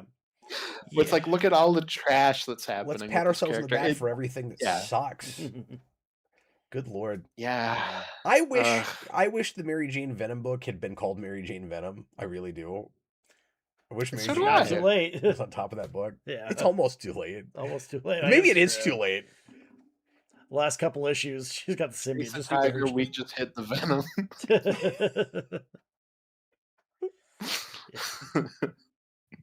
They should do a book I called don't know. Everybody's Venom. Everybody's Venom. Everybody's Venom. Oops, all venom. Oops, all Venoms. Yeah, I'd love that. Austin, I'm so That's a glad you good read special. Yeah. that. Braden Yeah, says see, I just do hearing you talk like, about it caused him physical pain. Yeah, no, I don't blame you. No, so I had an awful time reading both of these issues, but at the same time, I'm glad I get to vent about it. Like I'm sure that's probably fun to someone listening. It's like, I don't know what's going on at Spider-Man right now. So Austin, like you're I don't amongst regret friends. it that way. This is a safe place for you. You're Sometimes okay. it's nice to check in and just see what the train wreck looks like, knowing that you're not going to sink any more money into it. Yeah. Where it's like, now I Yeah, know, no, now I can exactly. speak to it a little bit. Yeah. Yeah, exactly. And like I don't know, like I said, with 1,000 coming out, like I figured we'd probably end up talking about it. Like I thought it might be a little interesting just to kind of get like a look at what was happening around 1,000. I don't need to look past that. Because, like, you and I looked at the start of that run, Yeah. if memory serves, didn't we? I think we did. Yeah. And we looked at some from the previous writer. We and did look at the start of the Zeb Wells run. the Zeb too, Wells yeah. one, and then I want to say we looked at, or you know what? Maybe we didn't review it. Maybe I read a couple issues out of curiosity. I think that's Right. what it was. Yeah. But so like Okay. Austin, if anybody asked me how Spider-Man right now, I would say, well, it sucks, but I'm not reading it. And they'd be like, how would you know? And I'd be like, I just know. But you've I feel it actually in my looked at heart. it, you see, and so you could actually Yeah. speak to it now. Well, even like the Zeb Wells run, you had the Tombstone stuff that was good, and you had, I think, at the end of that run, Tombstone comes back and they have like a big like showdown too. So there was at least some like redeeming stuff in as much of a mess as that was. This No, doesn't and I think it's sound like okay that we it's still put really good artists on Spider-Man because it's yeah. like, and I will throw Joe Kelly a bone because at this point, like, I don't think it's on any of the writers. I do think it's editorial Mhm. that are like, you can't do anything that anyone wants with this book, meander, and then the writers just kind of do what they can with it. So I will throw them a bone with that, but like, man, things really need to change with just the spider side of Marvel in general. Well, Yeah. and that was true with Batman before Fraction, where people weren't happy with a lot of stories, but the art was always good. Yeah. And of course they've kept the Yeah. same artist from Zarsky to Fraction, if memory serves, and so it still looks great. But I'm just saying that's a similar Yeah, I know sort of people. situation. Yeah, and I know people are kind of more down on Ramita Jr. at this point, but I don't know. I still like Ramita Jr. Yeah, I mean, there's a lot of folks who have a lot of issues with Romeo Jr. And it's like I don't dislike him. He's he's been on like Spider-Man one form or another for at this point continuously like 20 some years, not counting his previous Yeah. stuff too. Well, I know we're a broken. Yeah, but just because you've done a thing for a long time doesn't make it still good. You know That's what I mean? true, So the yeah. question is, did his art like change at some point where he's sort of phoning it in? The thing Austin and I always go back to, I'll be a broken record, is he gets colored wrong Yes, I know you mentioned that too. He does get colored wrong. a I also lot. think he, not to the same degree, but I also think he does have like a Frank Miller kind of thing where it's like he kind of found the specific thing he likes to do and has just Mhm. gone more and more into that route in the same way that Frank Miller kind of does Sin City and then Yes. just refines that over and over. So I do think he has a bit of that. And if you don't like that kind of style that he has now, I get it. But I don't know. I really like Ramita Jr. Austin, do you have anything else solo on your own? No, that was it. Okay, I'll go ahead and run through my stuff then, and then we'll get to cover of the week. So I had a bunch of books last week. I'll go as quick as I can. So I'll start with Supergirl Survive just because I had it on the top of the stack because I thought Austin and I were both talking about this. So he'll get to this eventually. So as was teased at the end of last issue, Supergirl got a Blue Lantern ring and became a Blue Lantern. We find out in this issue how exactly she ends up with that. I got the impression at the end of last issue that she was working probably alongside the Lanterns for at least a little while and was like becoming their Blue Lantern. And for some reason, because we've got a weird Green Lantern Corps, or Lantern Corps, I should say, in this Elseworld series where all the different colors are working together. And I thought maybe there would be like this little stint where she would be a Blue Lantern. No, she steals it. She is like she and Kal-El are like with the Lanterns, and they're like really concerned about her psyche and stuff. And at some point, she just kind of throws her hands in the air and runs off.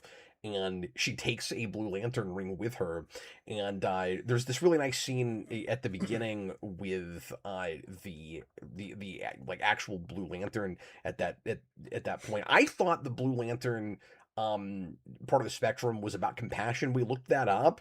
It's actually hope. It's hope, yeah. Which I guess are like kind of connected things. But he gives her this whole speech about how like she is connected to that part of the spectrum because the hope of Krypton is in her and Kal-El because they're the only ones that are left. So even though she's not feeling hopeful, she is the embodiment of hope for her world that has been destroyed, and that allows her to put on the ring. And I don't know how much sense that makes, but it was a good speech, and that's what ends up happening.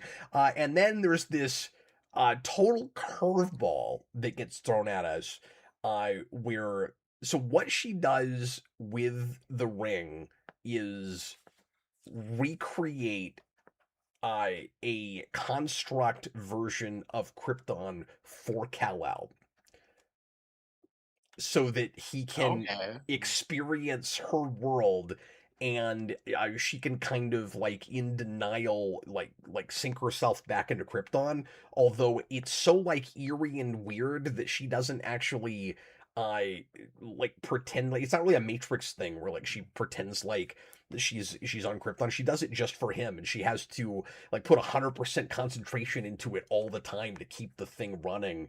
And it becomes all about kind of the big thematic idea with this issue is there's no such thing as a utopia, and she's only got the good parts of Krypton and not the Zod was about to destroy the world part of Krypton, and so that kind of comes into play toward the end when she has everything put into perspective by I will spoil this because it's right at the beginning. We have a narrator at the beginning of the book, and you're wondering who the narrator is, and I'm wondering if the idea is that retroactively this was maybe supposed to be the narrator of the first two issues, but I don't think it is. But if it was Austin, it would fix kind of the structural issues that we had of the second issue, because this kind of opens like that too, and then there's an explanation for why we're doing things out of order, because the narrator is a female Mixoplin All right. Oh, Okay. okay. Yeah, I'm down with who that. shows Yeah. up out of nowhere to put things into perspective for Supergirl and get her going on the right path, and kind of throws her. I won't spoil the ending, but kind of throws this great bone at her. And I like her look, and her voice is really great, and there is. In its way, now that we've got 3 issues of this, and each one is throwing me this big curveball and really stands alone as an issue, it's got kind of a kryptonite spectrum thing Okay. Oh, okay. Yeah, Cool. in my mind, where it's not all Golden Age throwback. I mean, the Mixoplick thing is a little bit to some degree, Yeah. but more just in the sense that there's this overall narrative, but each issue is very much about a different idea and really stands alone. And I've never seen an Elseworlds done quite like this. Yeah, that's I guess Kryptonite Spectrum was that technically under the Elseworlds umbrella? I can't is that remember. Black Label though? I can't. I want to Yeah, say It was yeah, Black 'cause Label. I think it is Yeah. Black Label, So so I it's- think that is So it's not technically Right. Elseworlds. Yeah. Yeah, Well, but I don't- given that I don't think it ending, had the yeah, it would have to logo. be. Mhm. Yeah. Yeah. Well, I mean, it's out of continuity, but I don't think it was under the Elseworlds banner. I can't remember. Anyway, Sorry, I see what you're saying. Yeah. yeah, this is really good though. I'm liking this more and more every issue. No, I'm excited to get to it. That was one where I was like, ah, damn. That and Iron Man, I was like, damn, I'm not gonna have time to get to those two. Yeah. Mm-hmm. Then I've got She Spawn, which I won't talk too much about. But once again, lovely covers. I don't know about Simone's writing in this book, man. It's so hit and miss. It's very odd. Sometimes she's like soapboxing, and sometimes it just reads like early 2000s Spawn book. Like she's very on brand in the way it's inconsistent. I don't know. A lot of this issue, there's some really cool action in this. There's a character that this is probably the densest issue. There's quite a bit going on here. There's a character that we're introduced to at the beginning of this who does kind of this big epic sacrifice that I wasn't expecting in this issue, which I kind of appreciated. Like suddenly that guy was way cooler than I thought he'd be. I thought he was gonna be like a thorn in her side the whole time, and she ends up like really being kind of a good ally. But there's a whole breakdown in this about her retconned backstory, which is so convoluted. Of course, like take a drink every time I say convoluted related to a Spawn thing. Yeah. I'm wondering how much of this you get in Scorched and in the main Spawn book after the kind of soft rebooted Spawn New Universe thing, and how much of it is new to this. Because if you already know about She-Spawn, you'd get to this and be like, well, that's a lot of pages wasted with all of this like recapped backstory. But the idea here is, I'll break this down and then I'll move on, because nobody's gonna care except this is very strange. Okay, so Hey, you like She Spawns and you cannot lie. I do. So Your own friends can't deny. thanks, Deadpool. So you go back to the original retcon with Jessica Priest, which was because she killed Al Simmons in the movie, she has to kill him retroactively in the comics too. And it's not Chapel anymore. And actually, the real reason is because rights issues crap with Chapel. Yeah. So we write that whole thing out, and we say it was not Chapel. It was Jessica Priest all along. I never understood how exactly that works, but that's what happens. And then we find out here, or maybe this was already known, but it's news to me because I haven't been keeping up with the New Universe stuff, that Jason Wynn hired her to kill Al Simmons. And Al Simmons, at some point, had been hired to assassinate her, or to take her out, and he ended up declining and didn't do it, didn't take the shot. And so she owed him, and was forevermore grateful to him for not killing her. And then when Jason Wynn I told her to go kill him, she didn't know who it was at first, gets him in her sights and goes, that's the man that spared me. I can't pull the trigger. And so then Jason Wynn tortures her for like weeks on end, and then gets her in a mental place where she can't help but go actually kill him. And it's the most convoluted, it's insane. Like, that's her backstory now, just to kind of force her to seem more sympathetic, I guess. And then she has all of this dialogue to, so, and also keep this in mind, this is her explaining this to a young Al Simmons in the past that she has time traveled to. Like telling him everything that happens, and his brain has got to explode. Except also, he's been reading Image comics, so it's probably not that strange to him. Like all at the same time. So anyway... No, he's reading his comic and he opens the page and it's that bit in Spaceballs where it's like the camera's behind them. This is so the Superboy Prime thing going on here. So she keeps going on about how Al Simmons is better than her because, yes, he was an assassin, but he was the assassin that never really lost his humanity. Which, as I talked about in Spawn Year over and over again, just takes me back to, then why did Hell want him? Like, that's never made sense to me. She was a much better pick for a Hellspawn than he was. Except, we've now retroactively tried to make her more sympathetic. I'm having, like, PTSD flashbacks to Spawn Year now. We now in retconning her backstory to make her seem more sympathetic, she clearly still has humanity herself because she spared Al Simmons. So nothing she's saying makes any sense. Like, unless that's just the way she sees it and she's, like, being too hard on herself. But it really reads like the book saying this is what makes Al Simmons special versus Jessica Priest. And it's like, no, they both have a heart and they both killed people for a living. And... like, you can play up the whole once you've killed someone you're never the same thing, but they're not necessarily mutually exclusive. You certainly in real life, I'm sure, have had people that can compartmentalize where they're cold assassins and also like care about their children and raise them well. You know what I mean? Yeah. So this whole idea that Al Simmons was the only assassin that's ever lived that still had a heart and a soul, nonsense. Meanwhile, he also was such a good assassin. He assassinated his unborn child.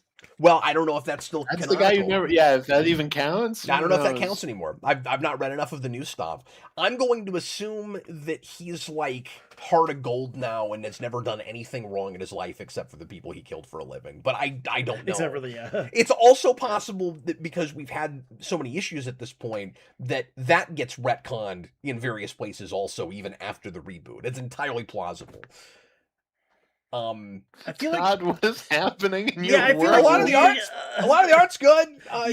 It's still pretty freaking baffling. Spawn remains as bizarre and incomprehensible as it was 25 years ago. You need like a conspiracy theory board for this. You need like push pins and string, and you just. You know what? God bless you, Todd McFarlane, for never changing. You never improved your book. And good job, Gail Simone, God for channeling him as well as she has. Gail understood the assignment. Yeah. Anyway, Hey, she did recently do that Rebel Moon comic. She's like, can't believe you know she did what? that. I'm in. I did that. I can do Todd McFarlane. Here's the thing: I've read enough of like Gail Simone's social media. I know she's a troll. I know she'll be like, I gotta do this. Well, and I what's can't- funny is there's a tradition of this in Spawn because if you go back and look at, and I talk about this in Spawn here, if you go back and look at the early issues in the first 10 or 12, that that veteran like major comic writers came in and did, like Morrison and Alan Moore, and especially Neil Gaiman. They're all trolling McFarlane really hard. Yes. Like you can tell. So there's a tradition yeah. of this. They're adding a lot of the best stuff that we ever had in the lore. And they're also calling him an idiot to his face on the page. Especially Neil Gaiman. Well- Maybe not as much with... I think Morrison took the assignment a little bit more seriously. Right, if you go back to Spawn Year, you'll hear me say, I wish he just wrote the book. Because he did that whole like weird Simmonsville thing, and that was fun, and he did the best stuff with Psychoplasm, and then very very soon after that it turned into Necroplasm, and it just wasn't as fun. But anyway, well, even like I just hope that if you were to read like the main Spawn book currently, Todd McFarlane is like, don't read any of these spin-offs. They're not canon. It's still coming out right now. Probably. Don't read them. And even talk about trolling like McFarlane too. Even like the whole Angela thing, where Angela immediately went to Marvel, which is what Todd McFarlane left to found Image. Oh no, that's why he did that. Oh, yeah, that's like the ultimate middle finger. It really is, yeah. And he's kind of canceled now, so it's probably smart of him to sell that because he's not going to do anything with it now. No, that's Hey, at least Todd McFarlane didn't do that. Yep, that is. He did release a weird toy that has him. Yeah. He did release a weird toy that has himself without shoes, and that's weird. Yeah, apparently but that's you a can't thing. cancel a man for that. Oh, hey, I guess that's a thing. Apparently, Todd McFarlane will just go to meetings and not wear shoes, and like he also apparently doesn't have to pee a lot, so that's how he will make business deals go faster, where he'll keep him talking until somebody has to go to the bathroom. Everything I know about Todd... I mean, that explains Todd McFarlane's career in a nutshell. My favorite Todd McFarlane story is that he got bin So the key to success is bladder control? Yeah. Yes. But like, I guess Todd McFarlane got Ben Stein to be on the animated series.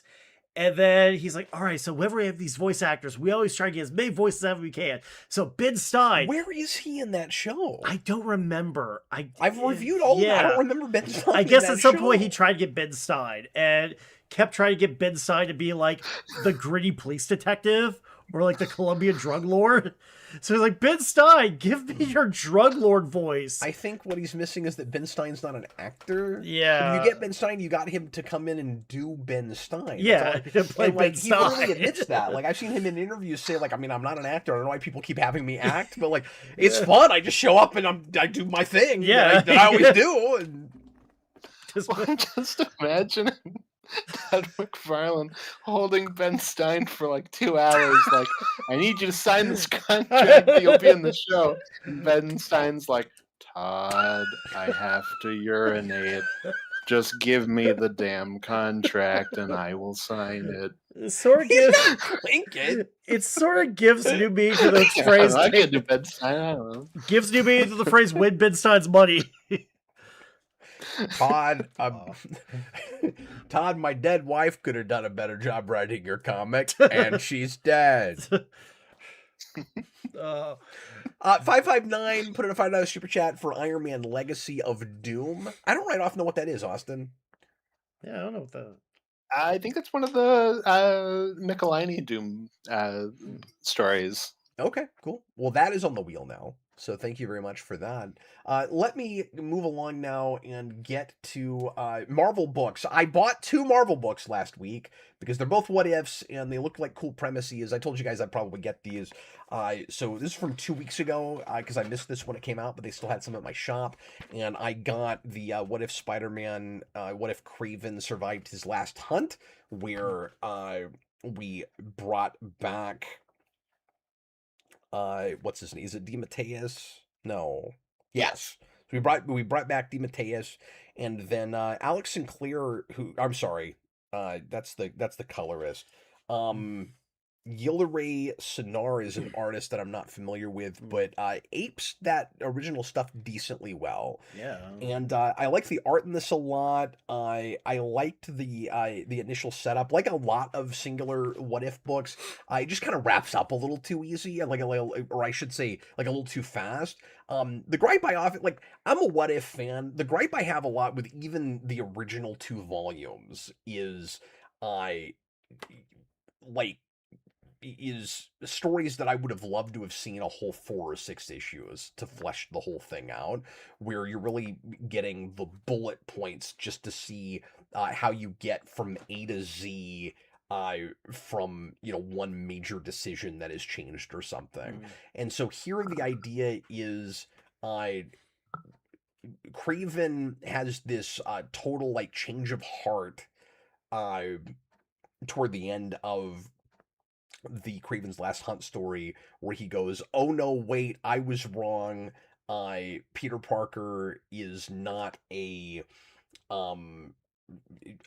does not have like the spider totem thing like he thinks he does, where there's like a evil supernatural spirit in him, and I've done a horrible thing." And so he instead of dying the way he does in that book, he just continues with his Spider-Man suit and tries to like fill in for Spider-Man while Peter is like kind of in a mental institution for a while. And he's just like berating himself and kind of hating himself for everything that he's done to Peter, but he doesn't go on and kill himself. And then while Peter is recovering, that's when he gets that's when the Venom symbiote takes him over and then turns him flat out into Venom, instead of him ever going to Eddie Brock. And for some reason, he has a partly red Venom costume. And like he bypasses. I mean, I guess he had the black costume, but he just goes straight up Venom face and has like a red Venom symbol. I don't know why. I don't know why that is, or if like that's a nod to something that I'm not thinking of. Like, did we ever do a red like Venom suit? I mean, we did a gold one. None that I can think of. Yeah. Yeah, like he does this, like, which is kind of odd. I'm not sure what this choice is about, but we did that. And then like I'll just spoil this, because I'm sure people are not really going to care and didn't buy this. If you're planning on getting this, and you don't want to know the ending, don't listen to the next like 2 minutes. But like long story short, Craven ends up sacrificing himself. I read this a few days ago. Sacrificing himself to pretty easily just kill the Venom symbiote. And so the way the What If goes is if Craven survived, you would not have Venom as a character or a franchise. Like, all right, and that's how it ends. Yeah. Yeah. Yeah. The 90s just wouldn't exist. You'd skip right Exactly. from 1989 to 2000. So I don't know, like it was, and I'm not disappointed because I'm a Venom fan. It just seemed like a little easy the way the way he goes. I won't get into all of that, but like it's kind of a lackluster ending. But that's What If a lot of the time. Well, it sounds like it starts from like a Going Sane kind of place, which is also DeMatteis, which is kind of interesting. Yeah, but sure. I do have a question about the Venom thing. Like, does he just stumble upon the black suit? Like, how does that work? It just drops on him. Like I don't even get why it's where it is. Is he in his apartment at the time? Because I can't think of where the symbiote would be at that point. Yeah. Is No, it's in the mental hospital. It drops down on him from the ceiling, like or from a grate. Okay. So like Yeah. I don't know where it was, but like it followed him there. Yeah. Okay. No, I just thought that was kind of funny because I see that come up in like kind of fan conversation where it's like, oh, you've never read this book with Craven's Last Hunt, where people go like, oh, like symbiote Spider-Man like breaking through the dirt, and it's like, well, no, he had the black suit, but he wasn't the symbiote Spider-Man at that point. Yeah, it was a cloth suit at that point. Yeah. Yeah, exactly. So I just thought that was kind of funny that we then went to like a Venom Craven. Yeah. But like I said, the art's cool. It feels like that book. Like it is neat that he came back and like he remembers Vermin. He does stuff with that. Uh, so it was kind of a fun blast from the past, I guess. I Yeah, I like that DeMatteis is getting to do quite a bit right now. Yeah. More disappointing, I'm sorry to say, was Oh, the no. What If Captain America, Oh. where he is thought out in 2099. And the only reason I was disappointed by this is because it doesn't have an ending, like at all. So Captain America's thought out in 2099 instead of present day, and so he's in the ice for like 143 years. And he's brought out by a team that includes a lot of the 2099 characters that you're familiar with if you read any of that. And so Miguel O'Hara, Spider-Man, is there, and Ravage is there, and I think maybe even like Ghost Rider, if memory serves. And again, I read this a few days ago as well. But yeah, Ghost Rider's there.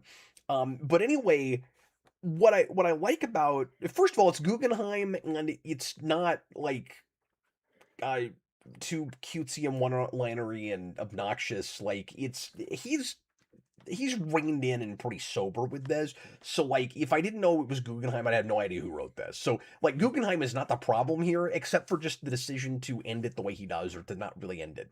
So I really like his kind of reframing the history. It's a true what if, in that it isn't just Captain America shows up in 2099, but everything happens the same way, because he's not been around the whole time. So conceptually, what you'd want to play around with is not just how the world of 2099 would look different, and it does, but how the world before that looks different without Captain America. So now I will say, it seems like more or less every major villain that was defeated when Captain America was around in the regular universe also is defeated here. So 2099 probably does work out a little bit too close to what it was, or at least like the present day works out too close to that. But I mean, if you say it's a like complete post-apocalyptic future, and even more dystopian than 2099 without Captain America, it's hard to even do this premise. Like, you want that world to look close enough where it's recognizable. So, like, I get that part of it, but without Captain America's inspiration, the future, like, corporate run world that you get with 2099 is even more dystopian and even more corrupt. And so they say that Alchemex, and I think it's even like merged with another company, because we make a big deal out of all of these rules that have changed, where like there's no such thing as antitrust anymore, and so you can just, if you're a big corporation, you can just have as much conglomeration as you want to. And so there's already a lot of that happening in 2099, but this is even worse. And so the Alchemex Corporation, I think it's Alchemex, combined with some other corporations, has become the president of the United States. They have changed the Constitution so that a corporation has the right to be the president, which I love. And that is great. That is right on the money. With 2099. I love that. The problem with it is, it's a lot of exposition to Captain America about how the future has changed. And then at the end of the story, he just makes a big speech. And then it's over. And that's it. And like, it feels like a first issue of something where there's no resolution whatsoever. Like, the assumption is he'll be an inspiration now, and something he'll solve everything.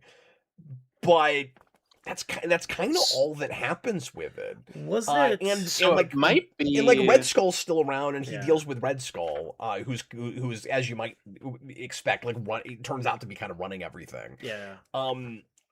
But then he just gives a big speech, and that's it.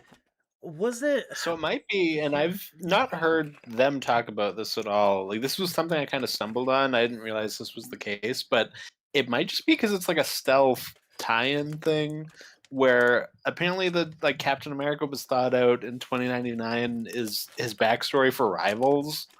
So it might Oh, just Okay. be here's like his backstory, go play Rivals. well, if that were the case, Maybe. though, then it should have any mention of Rivals right after it, because it doesn't. Like, I didn't, mean, Yeah. I didn't know He that. should Okay, be in so like maybe- Rivals And, outfit. maybe and not. dude, they're then. advertising that all the time, but that's over Yeah. my head. I don't play that, so Yeah. Yeah. No, and I've played some Rivals with Dan and John, but like I didn't know that that was the thing. I mean, that's one of those games where you just kind of like get little pieces of lore by things Yeah. characters say. So it's probably like Captain America will yell like, "I was thought out in 2099, and I'm Captain America," or whatever. it's I so don't know. weird. Yeah, I've tried playing Rivals Yeah. before. It's a little bit oh god, what's the Blizzard game with Overwatch. Overwatch, yeah. Like I'm not super great at, like the Overwatch style games.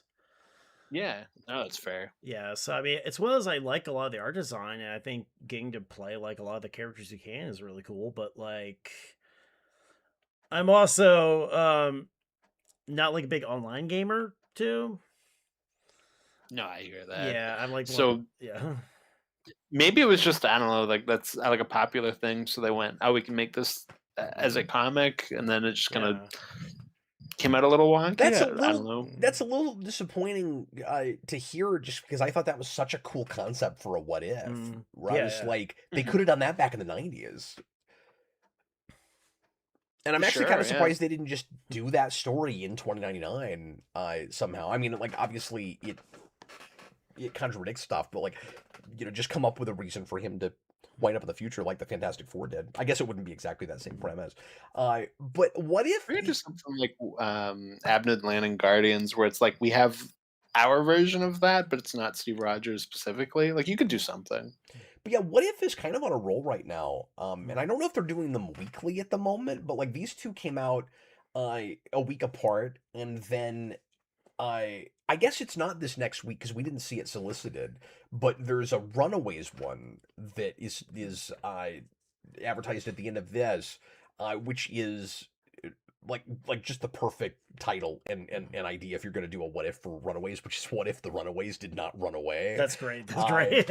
And I don't know if I'll buy that one because I'm not a big Runaways guy. I liked Runaways, I just haven't read it in forever. yeah. But like that's kind of cool. I don't know who's writing that, but I'm gonna kind of keep track of what if and what things they're doing, because even though I'm pretty lukewarm on these, like I'm glad I bought them. Because I liked a lot of things about them. They just both had kind of anticlimactic endings, and I'm having a hard time even being too upset about that because a lot of what if has that. Yeah. So it also It feels could sort be of too. on Like brand. maybe What If's monthly, but that Spider-Man issue was maybe delayed or something. I could see that too, because like it really doesn't matter. Like if it comes out kind of close, Well, it's I'm not sure it anthology. has a schedule because it's not numbered. Like they're Mm. all one shots. It's true. It's not just a What If book. It is just one shots. So Yeah. it's interesting that they're even telling us what the next one is. It's like it's like we're always gonna have a what if. We're just not gonna tell you when it's gonna come out because we're not numbering them. I don't know. What if the book didn't This have is the a company that did like 18 Queen and Black books that all looked the exact same the same week. Came out the schedule? same week. Yeah. Okay, let me blow through the Who rest of this. knows? We're already at 2 hours and we've got 2 more segments to do. Here is Sonic 88. 87 and 88 are a 2-part story for this, and I don't always even read the Sonic comics. I buy these mostly for my kids, and I like collecting these and I like the covers. But this 2-part story arc is like the best stuff I've read from this monthly, and I've not read anything like everything, but I liked this a lot, and I was pretty high on the last issue, which I reviewed, and I think the ending of this is really cool. And it's setting up things to come because they're making a big deal out of the road to issue 100, which is hilarious because they're 12 issues away from it, and they're already making a big deal out of 100 is coming. And there's kind of a big bat that they're setting up for that shows up here, and it's just for Sonic, like really moody, and there's some kind of creepy stuff in it. There are these weird doppelgangers of Sonic and Amy where they play it almost like the movie Us, where it's Okay. like you meet these super creepy doppelgangers that remind you about like the worst parts of yourself, and they're just like weird and they have creepy smiles, kind of like that. It doesn't feel like a straight up rip off of Us, but I was reminded of that. And that was kind of a neat sort of flavor. Knuckles and Tails have these kind of little character arcs together where they each sort of teach each other something about the other. That's kind of like for sort of a kid's book, a nice like inspirational thing in the middle of this otherwise kind of creepy thing that's going on. It's Island. There's a lot of rain. It's a really nice looking couple of issues. So I loved that. And then we have Sonic DC Metal Legion #4, which at the end of last issue we teased a lot of DC villains are gonna get like Metal Sonic versions. And so we get this big full page spread of all these Metal Sonic versions. And Knuckles gets upset because he has to fight Black Manta, and he's not doing an Aquaman thing. He's wearing a Superman suit, and he goes, "Why can't I have Metal Doomsday?" And I said, "Why is that a line? Why didn't you just make Metal Doomsday? I don't even understand. Why isn't that just in here?" But it isn't. He just complains about it. He's fighting these. It's like they had a budget. Like I don't understand. We can't have Metal Doomsday. We don't have enough money for that on the comic book page. I don't understand that. But That'll be next issue. The metal, yeah, I don't think it will be because we've kind of taken Eggman off the board. So we make I'll just give a quick kind of summary of this. We've kind of sidelined Lex, and Eggman double crossed him and then was like 6 steps ahead, and shows how much like mental fortitude he has, and Lex gets thrown way under the bus in this. It's hilarious, where Eggman is just like so much smarter than Lex Luthor, and it's also really funny. Oh no. Yeah, no, I know. And anyway, so he's got, like I said, all these metal versions of them, and it looks like nobody's got any chance of beating him. And then at the 11th hour, the Legion of Doom kind of comes back at the end, and it looks like Eggman is getting taken off of the table, and Lex is kind of maybe back, but then maybe not. I don't know. We'll see what's going on in that last issue. But because Eggman is gone, I don't think there's going to be any more big metal things. The weirdest one, and by the way, the metal characters don't really do very much. They fight them for like a couple of minutes, then we just move on from that. The weirdest one, I'll just show it to you. I sent a picture of this to Jason, and he like lost his mind that they even did this. The weirdest thing is what they call it. So they show all these different metal villains, metal knockoffs, and then they do this one, which they call Metal Nightfall. What?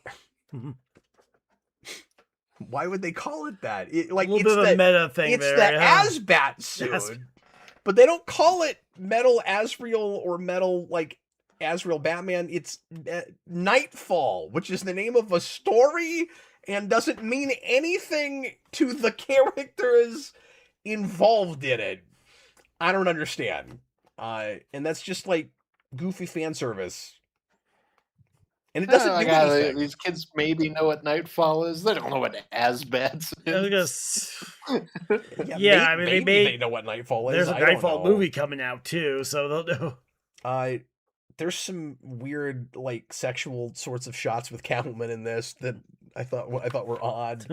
I don't know. Like I've said before, it's more fun than the first mini, but I still don't understand why these characters are wearing costumes. Anyway, Batgirl 22 is the end of this story arc.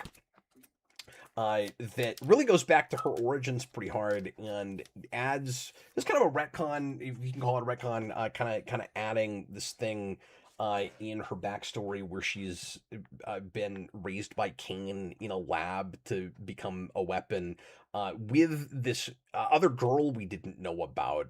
And it's a really good addition to her backstory, I think, where like they're trying to um like science the empathy out of her, and they can't. And every time they like mind wipe these girls, they always end up just becoming friends again. And like they're trying to like I said, get rid of their empathy, and they can't. And I really like that. Like it's disturbing, but it's also, you know, kind of optimistic at the same time. And yeah, it's really good. I don't know. That is a book that I could never get like real hooked in the stories with, and always felt like it was overwritten. And these last two issues are a lot closer to what I want that book to feel like, so I was really happy with that. And it looks like we're finally going to get back to Gotham, maybe. So that's good. I reviewed the Superman Annual last week. I finally got the hard copy of that. Everybody read this, especially if you read KO. And then Clayface Celebrity Dirt I got, but I've not read yet.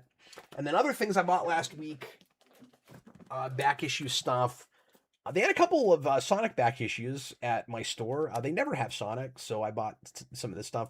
This is a one-shot. I don't even know what year this came out, but they did a 900th issue. They just put all the Sonic from Archie and IDW together. There was a 900th issue. I didn't even know about this. That I've not read yet, but it looks really cool, where they got a bunch of creators that worked on this book. I wish DC and Marvel would do stuff like this. Because whenever they do something like this, where it's like, here's 900, here's 1,000, here's, you know, Spider-Man 1,000 that's about to happen. It's always these like really dull 3 to 5 page stories that don't amount to anything, and are just kind of little tribute pieces, right? What this does is it takes all like a bunch of writers and artists that have worked on Sonic, just like those tribute issues always do, but tells one story with them. Okay. From beginning to end. And when you flip through this, apparently it's just writers changing hands every couple pages. All right. And the art keeps shifting, but it also looks like weirdly organic. I don't know why we don't do this with the big two. That's such a cool idea. It just feels like much less of a waste of money, you know, getting one like thicker story. So that's cool. And then I got Archie Sonic number 11, which has this goofy cover. And I bought 10 at the shop like a year ago, and then now they had 11. So, all right. So I've been slowly buying back issues of that when I find it. And then today, like I said earlier, I got a couple of 80s keys. So these are a little bit more high dollar. This is the second print of Eastman and Laird Ninja Turtles number 3, which has a cover I like more than the than the regular cover. And it's in really, really good shape. And the second printing is still a $20 book. I didn't even look up the first printing. I'm not sure what that's worth. But that was an exciting find. Like I said, I found that just today. And then I got Spectacular Spider-Man. I can't believe the shape this is in. This is lovely. I got Spectacular Spider-Man number 90, which is the second appearance of the black costume. And so the first appearance is Secret Wars 8, which is a $150 book that I'm after, that I'm going to save up for and try to grab. Yeah. But this is the second time it appears, and that is about a $35 book right now. That I got a little cheaper than that, so that was good. And the last thing I wanted to show you guys, because it's funny, is so I went to my comic shop last week, and they had a couple of extra things in my box. That they were just going to give me for free because they thought that I would want this. Actually, they were going to give me one of these, and they were going to give the other one to another guy that they thought would want it. And then he said, I don't have space for that. Give it to somebody else. So I got both of these. So these are posters that are folded up that probably came out of a magazine or something that are advertising video games. This is from the early 90s. This is, so you see Sonic there with a Game Gear, right? And then you see Batman Returns on Sega Genesis. And on the back of this, you've got an advertisement for Sega CD, and on the back of this one, you've got an advertisement just for the Sega Genesis. So keep this in mind, Chris. You got Sonic. I haven't showed you this yet, right? No. You got Sonic and you got Batman. Okay. Okay. So the one that was in my box was this one. And I was like, oh, cool. It's going to be a Sonic poster. And then I pop it open. It's Batman. It's Batman. And Sure enough. it's Batman Sure Returns. enough. And so I open this up, and Chris in the store, not this Chris, goes, oh, that's the wrong one. That's not the one we were going to give you. We were going to give you this other one. I was like, okay, but then I ended up getting them both. And so then... And the Batman one's he hands me this, and I open it.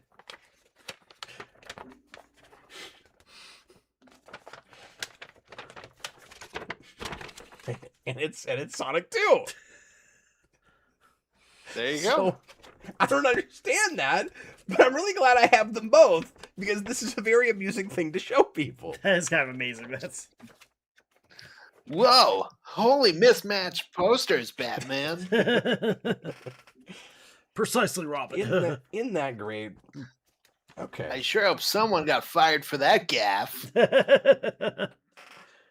Chris, did you bring anything? I didn't bring it. I haven't been to the comic shop. We're getting ready to plan. We've had to do auditions. Viking Fest up in Kansas City, St. Joe, Missouri. We're actually getting ready to do that. We just had auditions for that. So You don't have to like justify not buying comics. you see, folks, just to pat myself on the back here, a little promo here. There's no number 3s that came out this week. No number 3s. It's all 2s and 4s. I can't just buy this week. Okay, we're gonna move on now. If it ain't number 3, it ain't for me.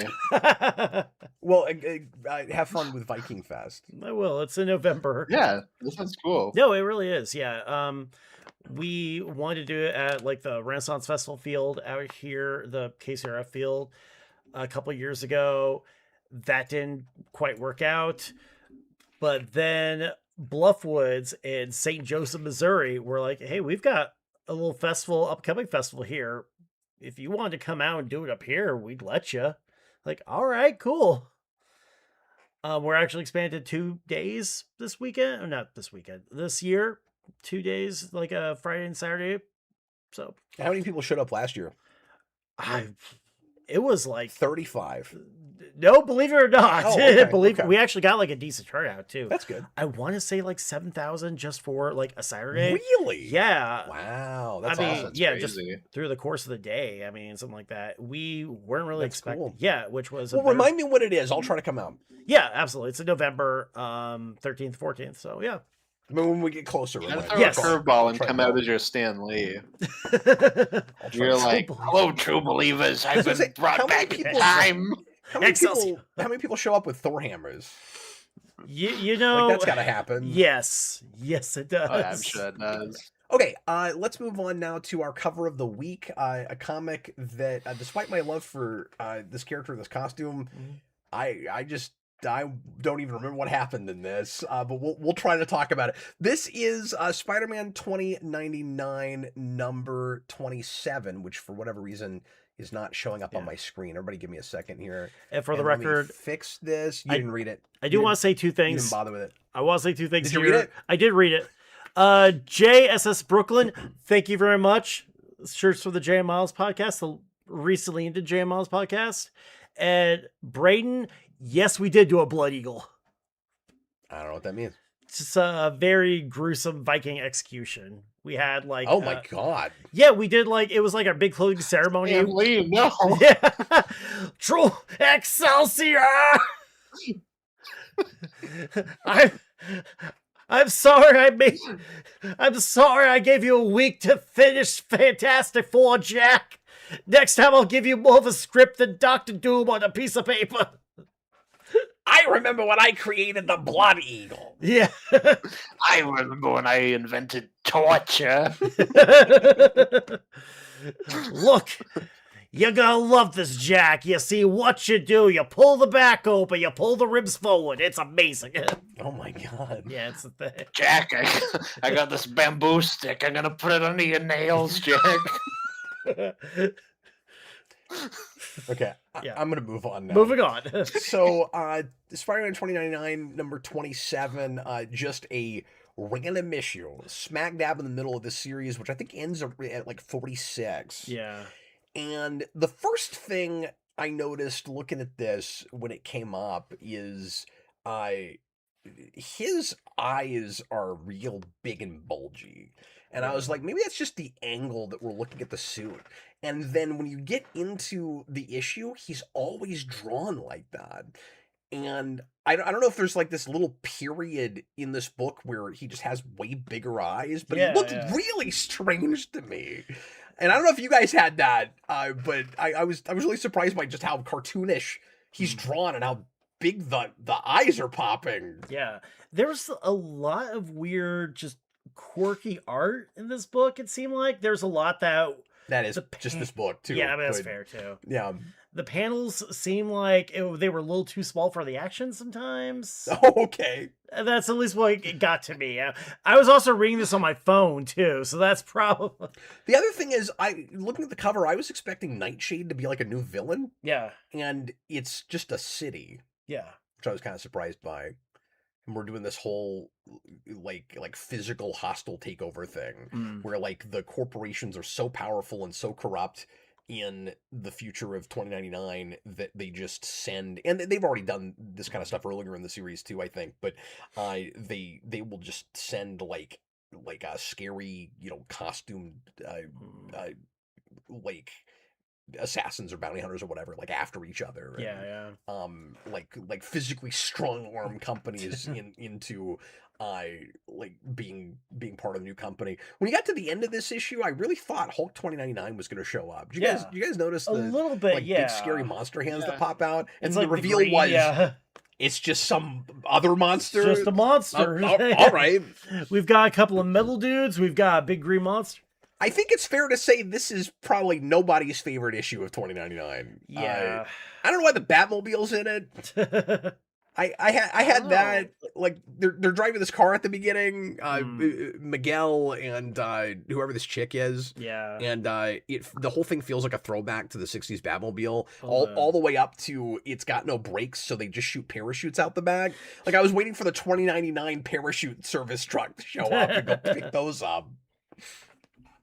And then, did you guys read the backup of this issue? Yeah, the weird about like I soccer actually or whatever. did not. I skipped that. That was the most baffling backup thing I've ever read. They were like middle school or something. They're playing soccer, but then it's like your friend Miguel. Then, like a Final Fantasy villain shows up. Well, he looks like Skip Westcott, which is funny with where this is going. But this bully shows up on the school playground and yanks off young Miguel O'Hara's shorts, showing his naked under. Yeah, to the whole soccer yard, and then this girl, and he runs away, and he's sad because he got sexually assaulted. Yeah, and I hope Peter David's not writing from personal experience there.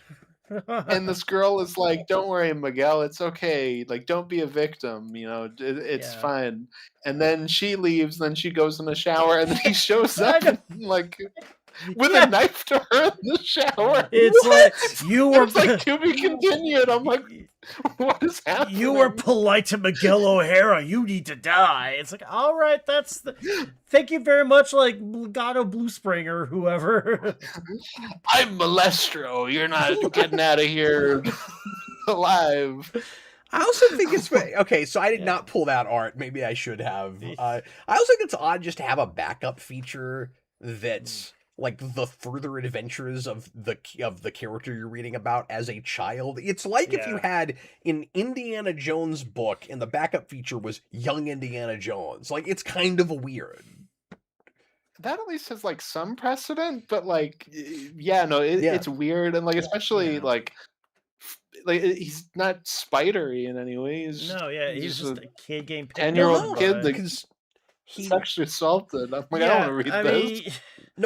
He becomes Spider-Man in a lab incident at Alchemax. Like he's a full-fledged adult at that point, and Miguel Yeah. O'Hara's whole thing, if you don't know, is that he's like a real, initially kind of company man, and gets the curtain pulled back after he becomes Spider-Man and realizes just how corrupt everything is, and how much like the common man is being pushed down by these corporations.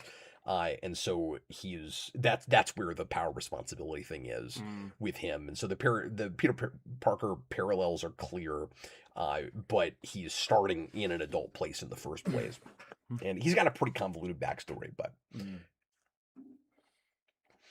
Yeah, for sure. Yeah.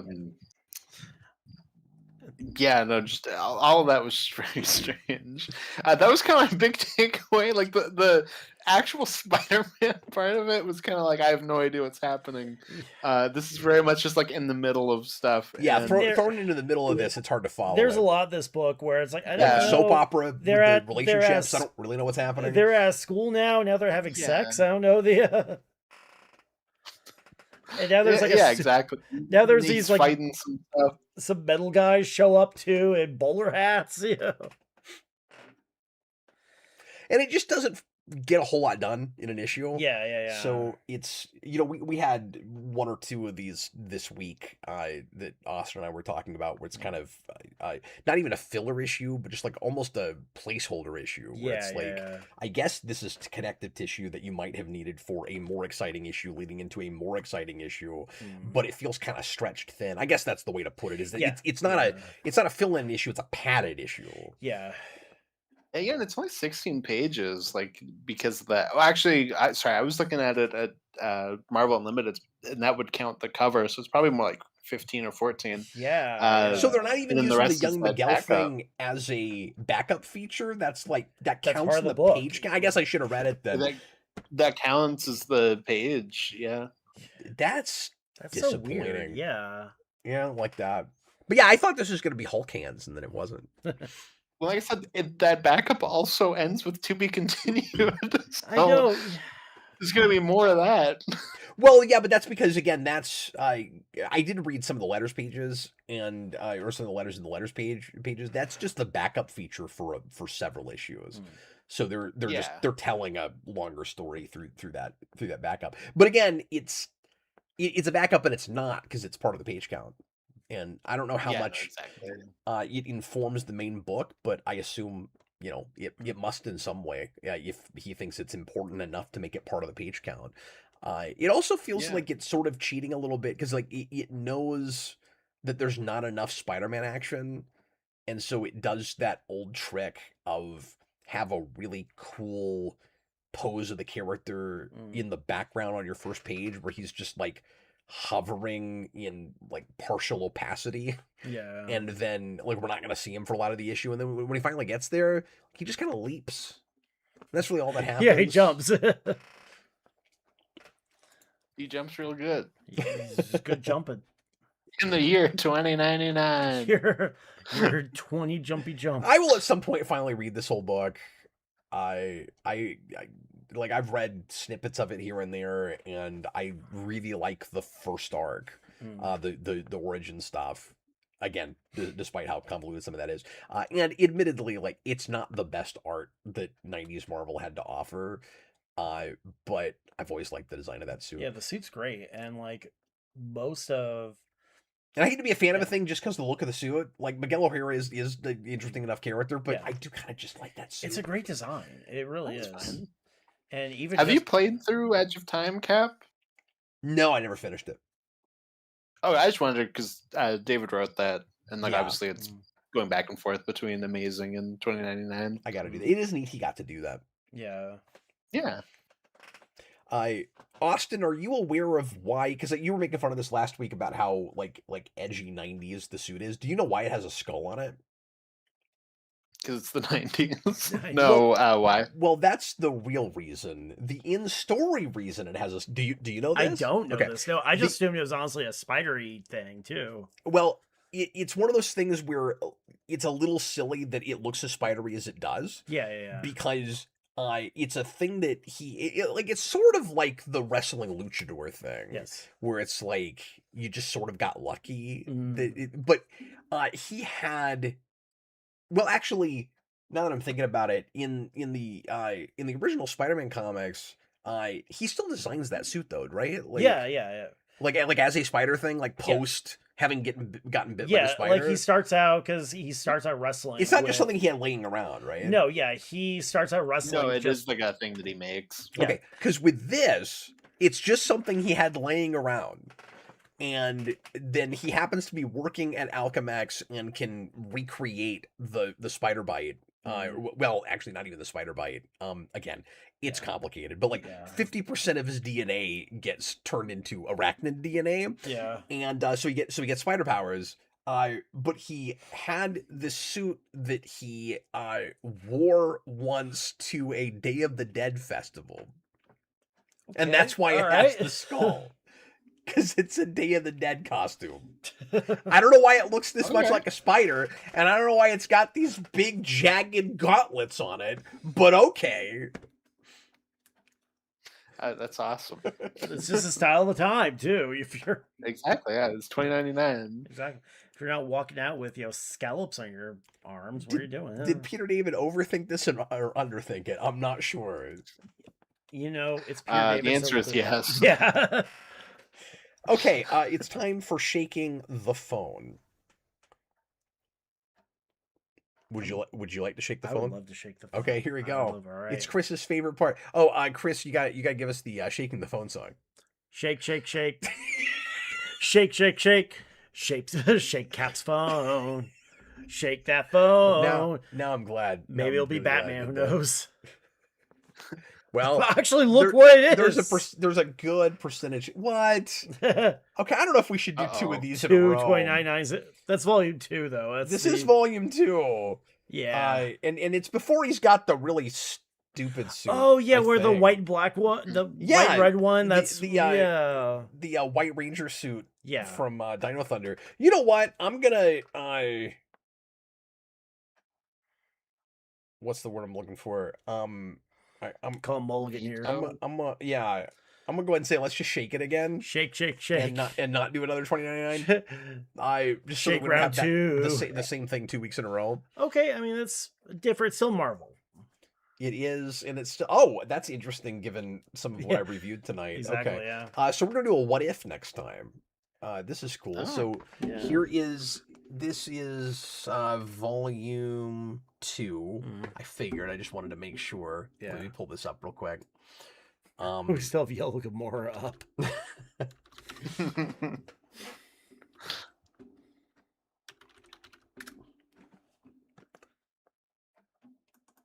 But yeah, I was just gonna say like that's my prerogative. I'm gonna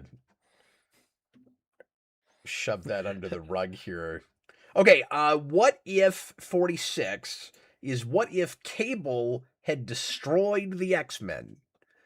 And it's part 1 of 2. So we're only going to get the first half of this. That is something I've always wondered, so I'm glad I will at least see half of the answer.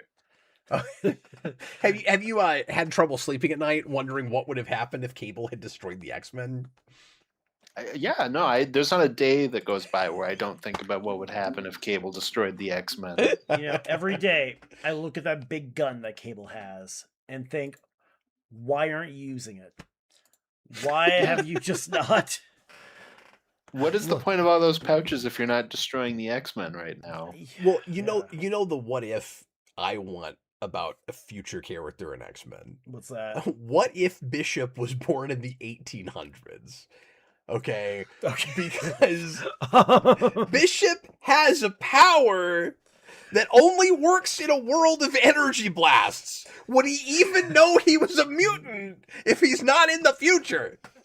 That's fair. Now you could say, because I've always thought that was silly, but you could say, well, Cap, it's mutation. It's the next step of evolution. Right. So if mutants are evolving the species, it's a quick evolution to counteract all of the energy weapons. That's fair, I guess. Yeah. So maybe it would only happen if you were born in the era he's born in. Yeah. But I want a Bishop in like the 1600s Yeah. or like what if Bishop was in the Dark Ages? Like what would you do with that Bishop power? 1602, yeah. Yeah, Bishop 1602. What do you do with that power? He gets struck by lightning, and it's like, hey, wait a minute. What happens to Bishop when he's struck by lightning? Something totally different than happens to everybody else. Because now he can fire lightning blasts at you. Yes. Something completely different than when a toe gets struck by lightning. Well, I hope that this Cable one is just the X-Men are hanging out at a bar, and then Cable walks in, and he just shotguns Cyclops, and then he just also stops existing because Cyclops is his ancestor. And then the rest of the issue is just the X-Men being like, that was weird. Just some guy just killed Cyclops and then disappeared. He goes back to like the first issue. It's like, Cyclops, Jean Grey. Wait a minute. I've still got the X-Men are the assassins. He pulls out a picture of his him and his siblings, and they all start disappearing. And he's like, "Oh no!" It ends when he plays Johnny Be Good. Your kids are gonna love this. Cable, something's got to be done about your kids. They don't exist anymore. Cable's like, what, do we become assholes or something? No, you're Cable. You're already an asshole. Yeah. Yeah, exactly. Oh. Okay, it's time now to go to our featured book of the night. This came up on the wheel, and I don't remember who asked for this. This is another one of those things where I should have written this down somewhere. It Chewbacca's Lover? Was this a Chewbacca's Lover one? Yes, it was. Thank you, because it's toward the end of the list here because it was picked last week. So now we have it. It's Chewbacca's Lover. Thank you very much once again for all of the things that you put on the wheel. And now let's go ahead and get into it. So this is from 2009. This is the G.I. Joe Cobra miniseries by Gage and Costa. This is the first of a... Hold on, let me get rid of 2099 here. This is the first of a few different miniseries. I think they did a couple of miniseries, and then there was like a 13-issue series. That was Cobra, and this was the start of, as far as I understand this, the whole G.I. Joe line for IDW. So it was kind of like what we got with Skybound, where they start with the Cobra Commander mini, and then they do all the G.I. Joe stuff after that. Wasn't that the first thing they did? I think so. I think they did Duke first, and then they did Duke first. Okay.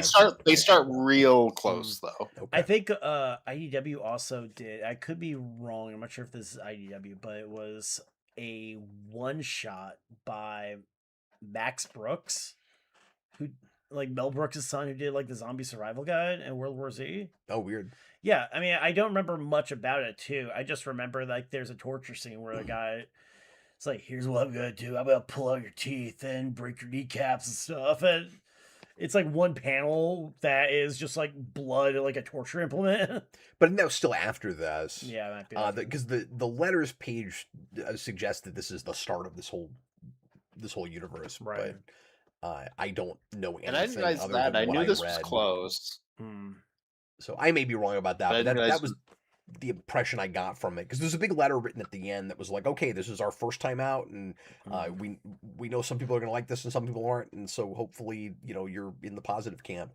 I'm not a big G.I. Joe person. I don't know a ton. Luckily, I now have a little bit of precedent. Where the first thing I ever did in G.I. Joe was the Cobra Commander mini, and that was a good way to get my feet wet in it, because that was both fun and disturbing. Yes, like I really appreciated how over the top it was, but was also like weirdly adult. And then I got into the G.I. Joe game that's based on the Power Rangers miniatures game, and they cross. So I have all of that now. So I was playing with characters that I'd never heard of, and so some of my first introduction to some G.I. Joe characters are from Mission Critical, from and eventually I'll paint them, but from the miniatures game. And the first character I played as was Jinx. Oh, nice. And she looked like Elektra, so I went, like she's this, assassin and kind of looks like Elektra, and she's got size and stuff, and so I was like, oh, cool, I think I like Jinx. And then she shows up for a minute in the 80s animated movie, which I watched finally, which is just balls to the wall insane. I've never seen anything like that, and I kind of loved it. And I liked her in that, and then she shows up in this. Yes, and gets freaking killed. Yeah. Yep. So I was laughing. My main takeaway from this is the only G.I. Joe character that I know. Like, I don't even want to say I know her very well, but like my I guess favorite G.I. Joe character gets freaking murdered in this. Yep. Sorry, Austin. Here's the no, I had two things reading this that made me laugh, which is I knew about that Jinx thing, and I was like, that's really funny. Yeah. And then the other one was you went from the Cobra Commander mini, which is obviously building off of the movie, and is like building off that like Snake Wakanda stuff, which is insane. And then you went from that to this, which is like 24 with G.I. Joe. Yeah, it's as like you couldn't get realistic any more polar opposite. Here's like the thing. There are two ways to do G.I. Joe. You could either do like Cobra Commander is using like mind control chewing gum to fight Duke and Roadblock, or you could do, like you said, 24 with Cobra. And I prefer the like more sophisticated but still Saturday morning cartoon take that Skybound is doing with everything. My main issue with this, just based on what little I've looked at with G.I. Joe, is that I just felt like this could kind of be anything.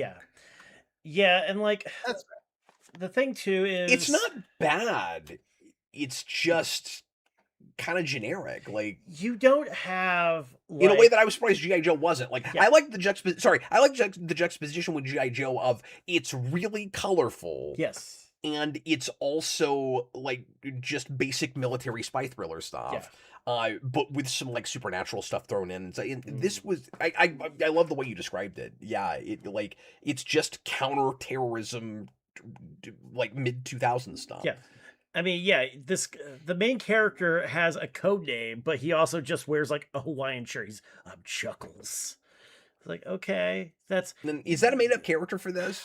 As far as I know, maybe I'm not sure. Maybe I'm actually not too sure about Chuckles. But he's not a character I'm familiar with. At least he's not like a main G.I. Joe. He's not like the shipwreck who just walks around like a sailor. He's not, Snake Eyes the ninja. He's just a guy. He's just not even all that quirky. No, it's like he's got a thing, but his thing is just he makes mildly sarcastic jokes. Like, his jokes aren't even all that out there. Like, it was, he's got such a mouth on him. I'm like, that's just because no one else in this universe has a sense of humor. Like, he kind of just talks like people, most of the, you know what I mean? Like, his reactions are not even that crazy. He's not wearing a parka. He's not dressed like Leonard Snart. He's not dressed like, he's not Captain Cold going around shooting people with lasers. It's like the reason he has to be a mercenary is because he doesn't have enough discipline because he cracks jokes occasionally. Is kind of how it read to me. And I'm sure he's got some background where it's like he doesn't play well with others, and he's got this kind of over the top personality where he really is willing to kind of do anything. You get that, but just the way it read in that first issue was like, you got no discipline. Every time somebody says something, you crack a joke, and it's like not even really offensive. Like, his jokes are. I thought that Lost joke was kind of indicative of his whole sense of humor, which is just he'll say a reference that some people in the room might be familiar with, and then that's kind of it. You just move on. I don't know. I mean, we've never. Hello, Deadpool. You're back. Deadpool here. In a Hawaiian shirt. His last words to Jinx were like, "I'm sorry I have to shoot you, but I like big heads. I cannot lie." Yeah, but he's like Deadpool if he wasn't even irritating. Yeah. No, it isn't that far. That's true. Yeah. No, that like first issue stuff with that backstory, I thought was more so funny because so this comes out in 2009, which is the Mm. same time as Rise of Cobra, and I thought it was really funny how Hawk and Colonel Hawk in this is just Dennis Quaid because that's who played him in the Oh movie, yeah. and I was like, Okay. that's kind of amusing. And Mm. then the bad guys are just James Woods for some reason. Yeah. I don't know why, And then like the but big twist is like the other guy, Mr. X, is also James Woods.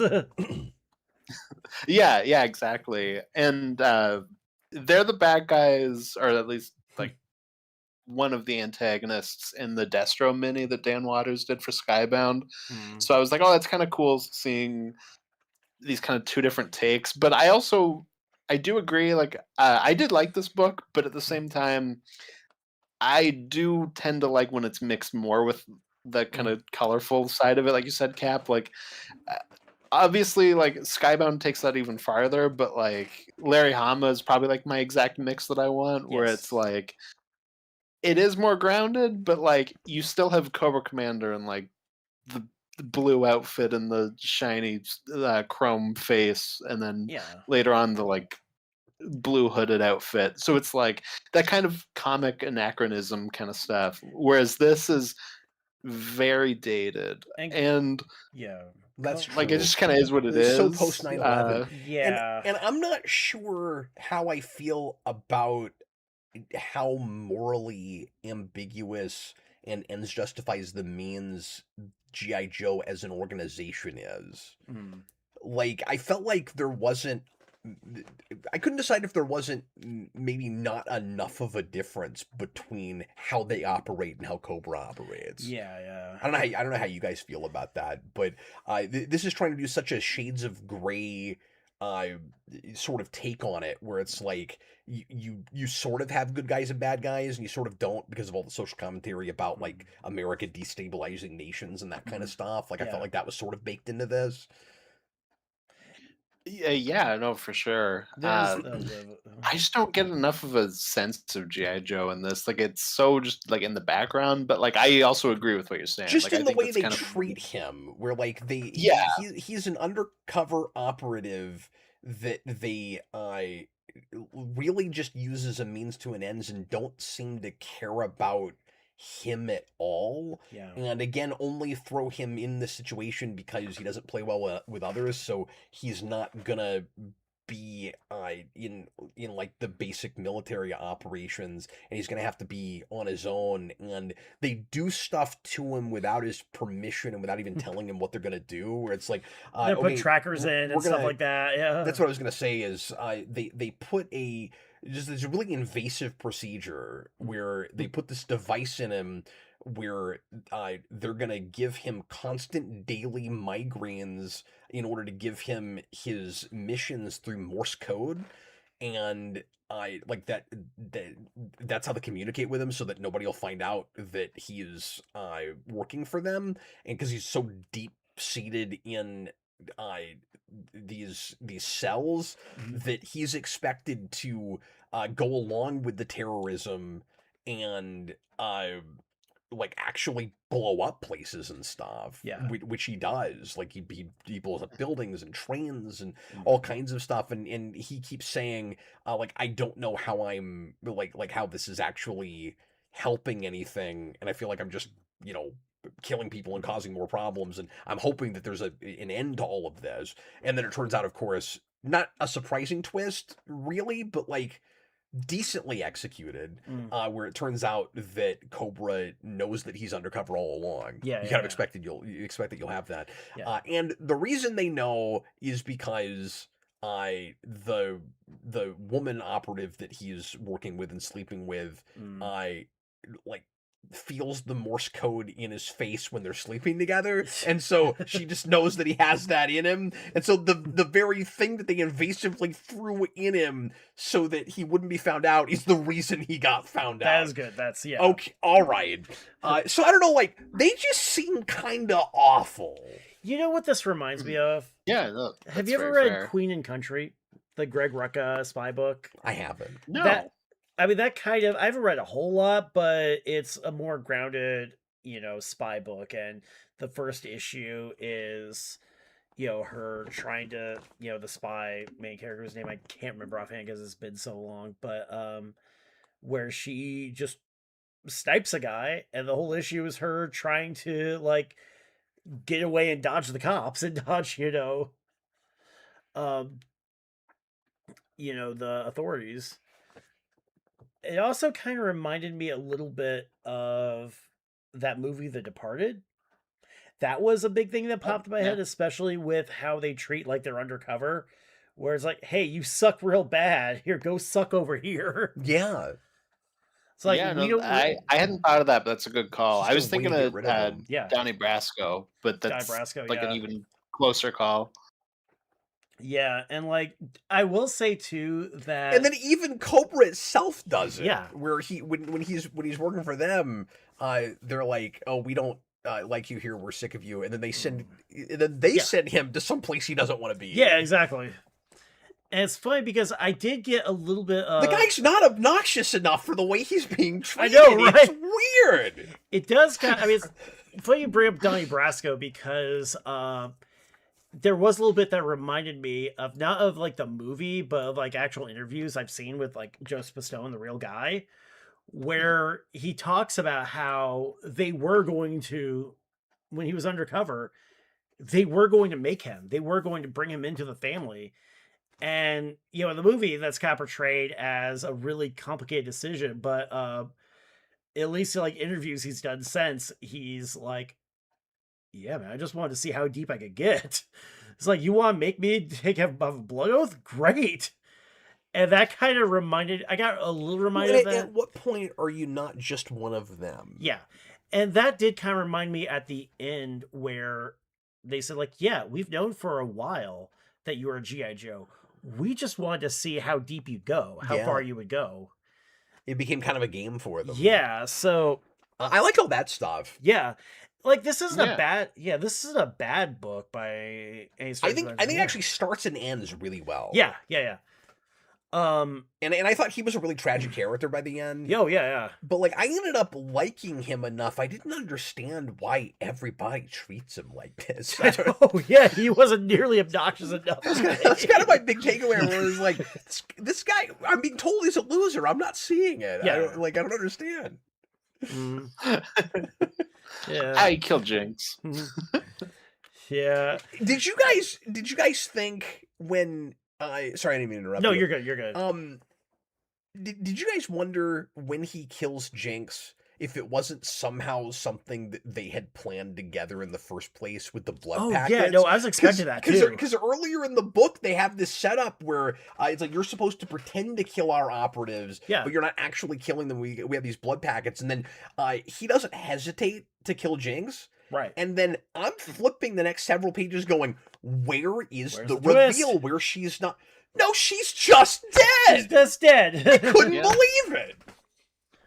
No, I had the same thing because I was like, surely not. Especially because I didn't know this was the first thing, but I knew it was one of. So I'm like... And Jinx isn't like... I don't know, it's not like you killed Snake Eyes, but at the same time it was like... Surely not, though. She's a recurring they things did. that you've heard of before. You wouldn't think you'd kill her straight away in backstory. Yeah. Yeah. She's in one of the movies and the animated movie. Yeah. She's in stuff. She's a character that's recognizable. Exactly. Yeah. Everybody loves the ninjas. She's recognizable enough to be in the miniatures game. They only had like 6 expansions. Yeah. Yeah, she's played by Netflix Elektra in the second live-action movie. I've heard this. I didn't know that. Can I make a weird point real quick while I'm thinking about it? Because we're looking at the cover of issue 2. The covers seem to strategically be made to look more cartoonish than the rest of the book. Yes. And I thought that was weird. Yeah.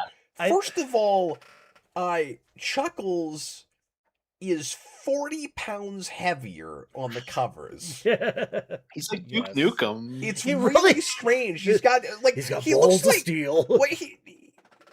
I was gonna say he looks like Mr. Incredible. He's got kind of a bigger face. Yeah. And then if you look at a cover and then flip to the very first page, he's worked out a lot between the cover and the first page. Yeah. You know, he got on the chin up bar like as I'm turning the page, and it's really strange. It's like I feel like it's false advertising.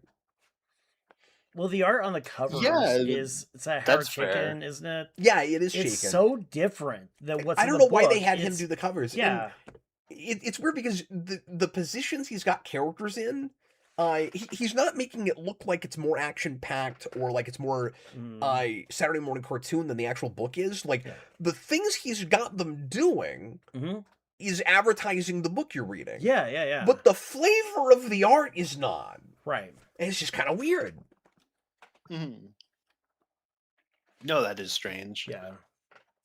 I but- liked this a lot. You got this full page spread earlier where in the first issue where he's making out with Jinx, and then when you get that full page spread a second time, it's the exact same positioning but in a different situation. And I actually looked at them side by side, and if you flip them back and forth, they're in the exact same position. Oh, just with nice. it. I think Okay, I think he might have gone back to that art and just redrew the wardrobe and stuff. It's kind of neat. That's cool. Yeah. Mhm. Yeah, that's really cool. No, I liked the art in this. Yeah. And like I said, overall, I did think this was quite a good book. But at the same time, like it isn't really my like preferred flavor of GI Joe. But like I don't know. I thought this was neat. It reads like I don't know how G.I. much I Joe. care to continue reading IDW GI Joe. Like Yeah. because I went into this stuff blind. Or no, sorry, not blind. Like I knew stuff about IDW GI Joe, but I'd never read any of it. That was something that like I always wanted to get the collections, then just never did. I read a lot of the Transformers ones, but not GI Joe. So this was my first like real introduction to it, and I'm like, it's good. I'm fine just sticking to Hama and Skybound though. It reads Yeah. like a Max book. Yeah. I mean, it does Yeah. have that, later Ennis Punisher flavor to it. Yeah, It definitely. maybe doesn't quite go to that disturbing or violent of places, Oh, but yeah, it yeah. reads like it could. Yeah. Like as it moves forward, it's only an initial story, an initial Right. arc. Mm. It is kind of weird though. No, for sure. Yeah, it is kind of weird though when you do have like those GI Joe elements too, where it's like, hey, cool, there's a robot now.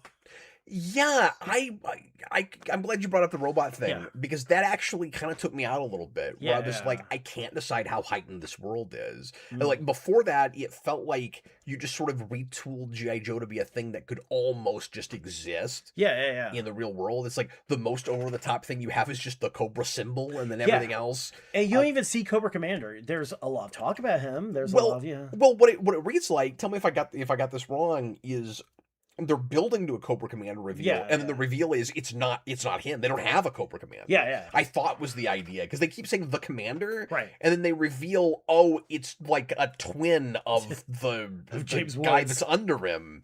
So I wasn't sure if there was a Cobra Commander. Mm. Yeah, so the reveal's really weird where they're like, yes, he's the commander, and then they go, like Cobra's even bigger than what you think it is. Like there's a commander out there somewhere, and it's like, oh, that's really weird with how you started this reveal. Mm. Because it does play like, oh, he just doesn't exist. I do know one of the things I knew coming in was, I think it's in the second one, G.I. Joe Cobra 2. I think Chuckles assassinates Cobra Commander, and we just make it like a like it's not like a specific person. Yeah, It's it's like like it just gets title. passed around. Yeah. Yeah, it's a title, which Okay. I think is kind of lame. Yeah. But in a more realistic take, I get it. Yeah, it's just you mentioned 24. Like I kind of just rather read a 24 comic. Hmm. Like I don't think they ever published any good Yeah. ones, but like if they Yeah. did, It's Jack Barry's infiltrating Cobra. it hits a little too close to home. Yeah. And like it's a fine espionage comic. It's just this isn't my like some of it is this is just a selfish thing on my part. This isn't fair, but some of it is just this isn't my genre. Yeah. And what little I've dabbled in with G.I. Joe finally was way more superhero than I expected it to be. And so I haven't in with it.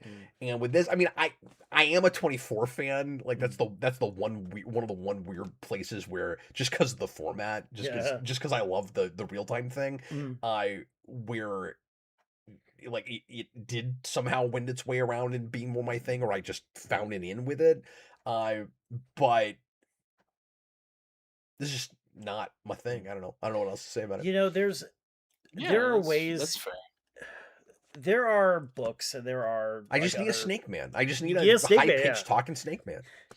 I can't picture Serpentor existing in this world. You know, Well, yeah, and that's the thing. It's like, how much further can you push it from the robot troops? Yeah. Like that whole thing was really strange to me. And, And again, I'm not trying to undercut this, and it is well written. Yeah. I actually like the story quite a bit. But it felt a little generic. I will say too that there are properties, there are stories, there are comics that have done kind of more grittier, grounded espionage comics, but with like more superhero elements, kind of more naturally integrated.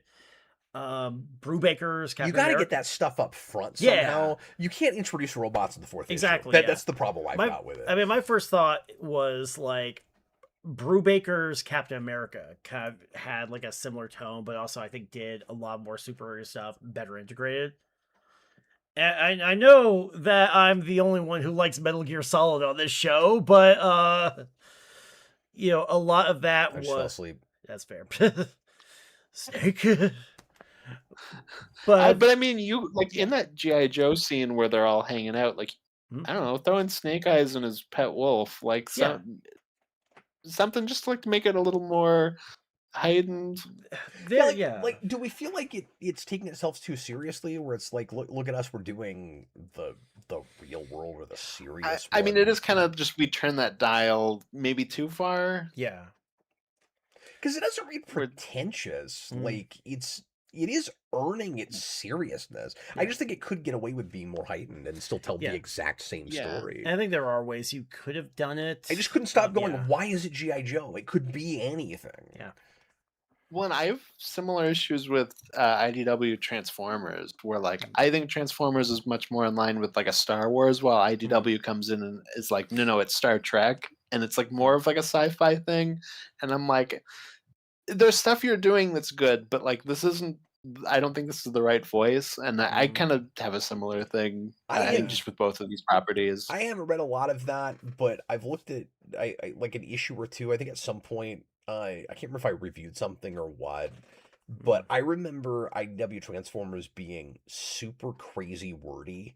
Like it would just take 5 minutes to get past one page, and I remember a crazy amount of philosophizing on the page. Like when you say that it's more Star Trek, it's like everybody's psychoanalyzing everybody, and trying to get to human condition stuff through Transformers. Trying to talk about they transform. What does that mean for like their personal identities too? Yeah, because like the way Skybound handles it is, I feel like it's almost smack dab in the middle between Star Trek and Star Wars. Like some of that like traditional sci-fi human condition stuff is absolutely in that book. That's a lot of what I like about it. Yeah. No, for sure. No, and it actually kind of makes sense, I guess, if this is the first thing is they that did. Other panel. Sorry, I thought we'd seen it already. It comes back when he's making out with her again. But it's in a different place. Anyway, sorry. I'm so listening. No, I was just saying, I guess it makes sense if this is the first thing they did, because the way they started Transformers is also weird, because that's like a 6-issue mini that's entirely about the humans, and the robots are like barely in it. Oh, that's weird. So it's like, so it's like, I don't know. IDW is making some strange choices with this stuff. But yeah, like I don't know. When I got into G.I. Joe as a kid, I was getting into a couple things at the same time where it was like Call of Duty was taking off, and I was the right age for that. I was getting really big into James Bond. Yeah. I was getting into G.I. Joe. Like there was just like a couple things, and obviously G.I. Joe's not like a spy thing, but like It can there can be yeah. elements of that. Like it can be, and it can also be kind of superhero-y. And I think just kind of all of that mixed together is why I like G.I. Joe specifically. So like I said, I do like this, but uh I don't know. It's not quite landing that balance I do at the want same time. you mentioned Call of Duty. I do want to point out that somebody in the comments, I think it was Brendan there, mentioned that there's a little bit of that Call of Duty, the Modern Warfare, no Russians or no Russian. Sorry. Oh yeah, yeah. We don't fully go there where they're like killing civilians, but like Yeah, there's yeah, some of that in this certainly when he's working with Cobra. yeah. So, and like I say, it's not a bad book, but whether or not it's a good story, but is it a good GI Joe book is kind of a question. I think we're kind of asking ourselves at this point. Yeah. Yeah. Yeah, no, I'm glad I read That's it. kind of Yeah. like the Like, main criticism with I me. think it's a good book. But Yeah. I also like the way it's a singular character piece. Yeah. I wasn't really yeah. expecting that, and that's not a bad way to start Mm. something like this with a gigantic ensemble cast, where Right. like Transformers, you can throw in like 67,000 different characters. Yeah. And it Yeah, certainly and I establishes the flavor that they're gonna go with that Yeah. is different from what you expect. But yeah, exactly. No, and I did just find myself comparing it to Skybound a lot because like the robots we get in this are also the kind of like final boss in the Duke mini. And like I said, the twins are some of the main antagonists in the Destro mini. So I'm like, uh, me personally, like, I feel like they just kind of got some of that stuff a little bit more right in terms of how to reintroduce that to a modern audience. But at the same time, like at this exact like in 2009, this was like I get why this is the route they took. yeah, you 'Cause, got to like, put yourself in time and place. Yeah. Like it's not fair exactly. to compare it to Skybound, but it's hard not to. Yeah. Yeah, no, exactly. I guess a big thing to compare it to would be like the Ultimates, because like that's Yeah. also like a Yeah. very post 9/11 world. But even then, like that's also, and It's also a the difference superhero is book, that it's yeah. a superhero thing. Mhm. So like it is a little bit more comic booky than this is. It is funny though. But like Yeah. if You it got was a little bit costumes at more least. like the Ultimates, I think I'd probably be more like interested in just this line Well, in because general. stuff like Ultimates is deconstructing the superhero material. This doesn't. This reads more like recontextually. I don't know if I would say deconstructing. Yeah.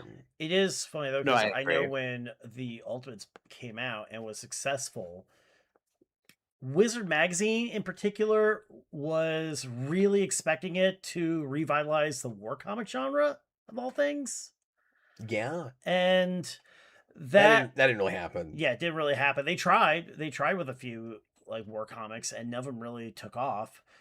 My favorite kind of downline from that is the fact that they kept asking Mark Millar, like, okay, you brought back the war comic. What are you going to bring back next? He jokingly goes, oh, the romance comic. And that's how we got Trouble. Just because Wizard Magazine was expecting a trend that never happened. Yeah, I think you taled about that before. Yes, because I'm still trying to cope with Trouble is a beautiful book. it. Technically gave us the MCU Aunt May too in some roundabout way. And kind of Madam Web, the movie. Kind of Mad Web, yeah. I think there are maybe some franchises and other mediums that if you did really solid, long, like sprawling comic runs could have brought certain genres back. Yes. Like if you did, and I think there may be war comics for this, but if you made something by the right creators that really resonated with people based on Call of Duty, that could have brought back the war comic. Yeah.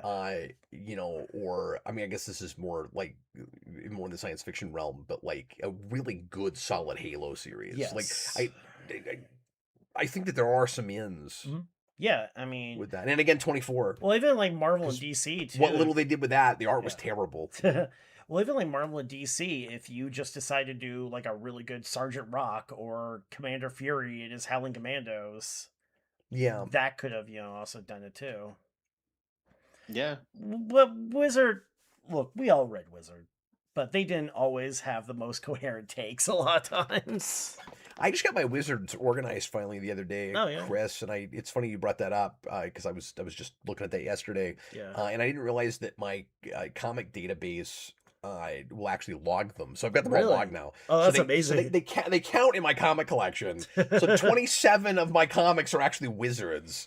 I want to get more. Pop up on cover of the week. If we keep shaking that phone, they might pop up. And if they do, then Captain's prerogative. We'll do something else. But we get to hear about how Howie Long could have played Captain America. But yeah, because I ended up buying these today, I didn't get any Wizards. I was at a shop that had some Wizards, and I actually was stacking them, and I almost got some of those, and then I ended up getting excited about these. So I spent close to $50 on 2 issues instead of a bunch of Wizards.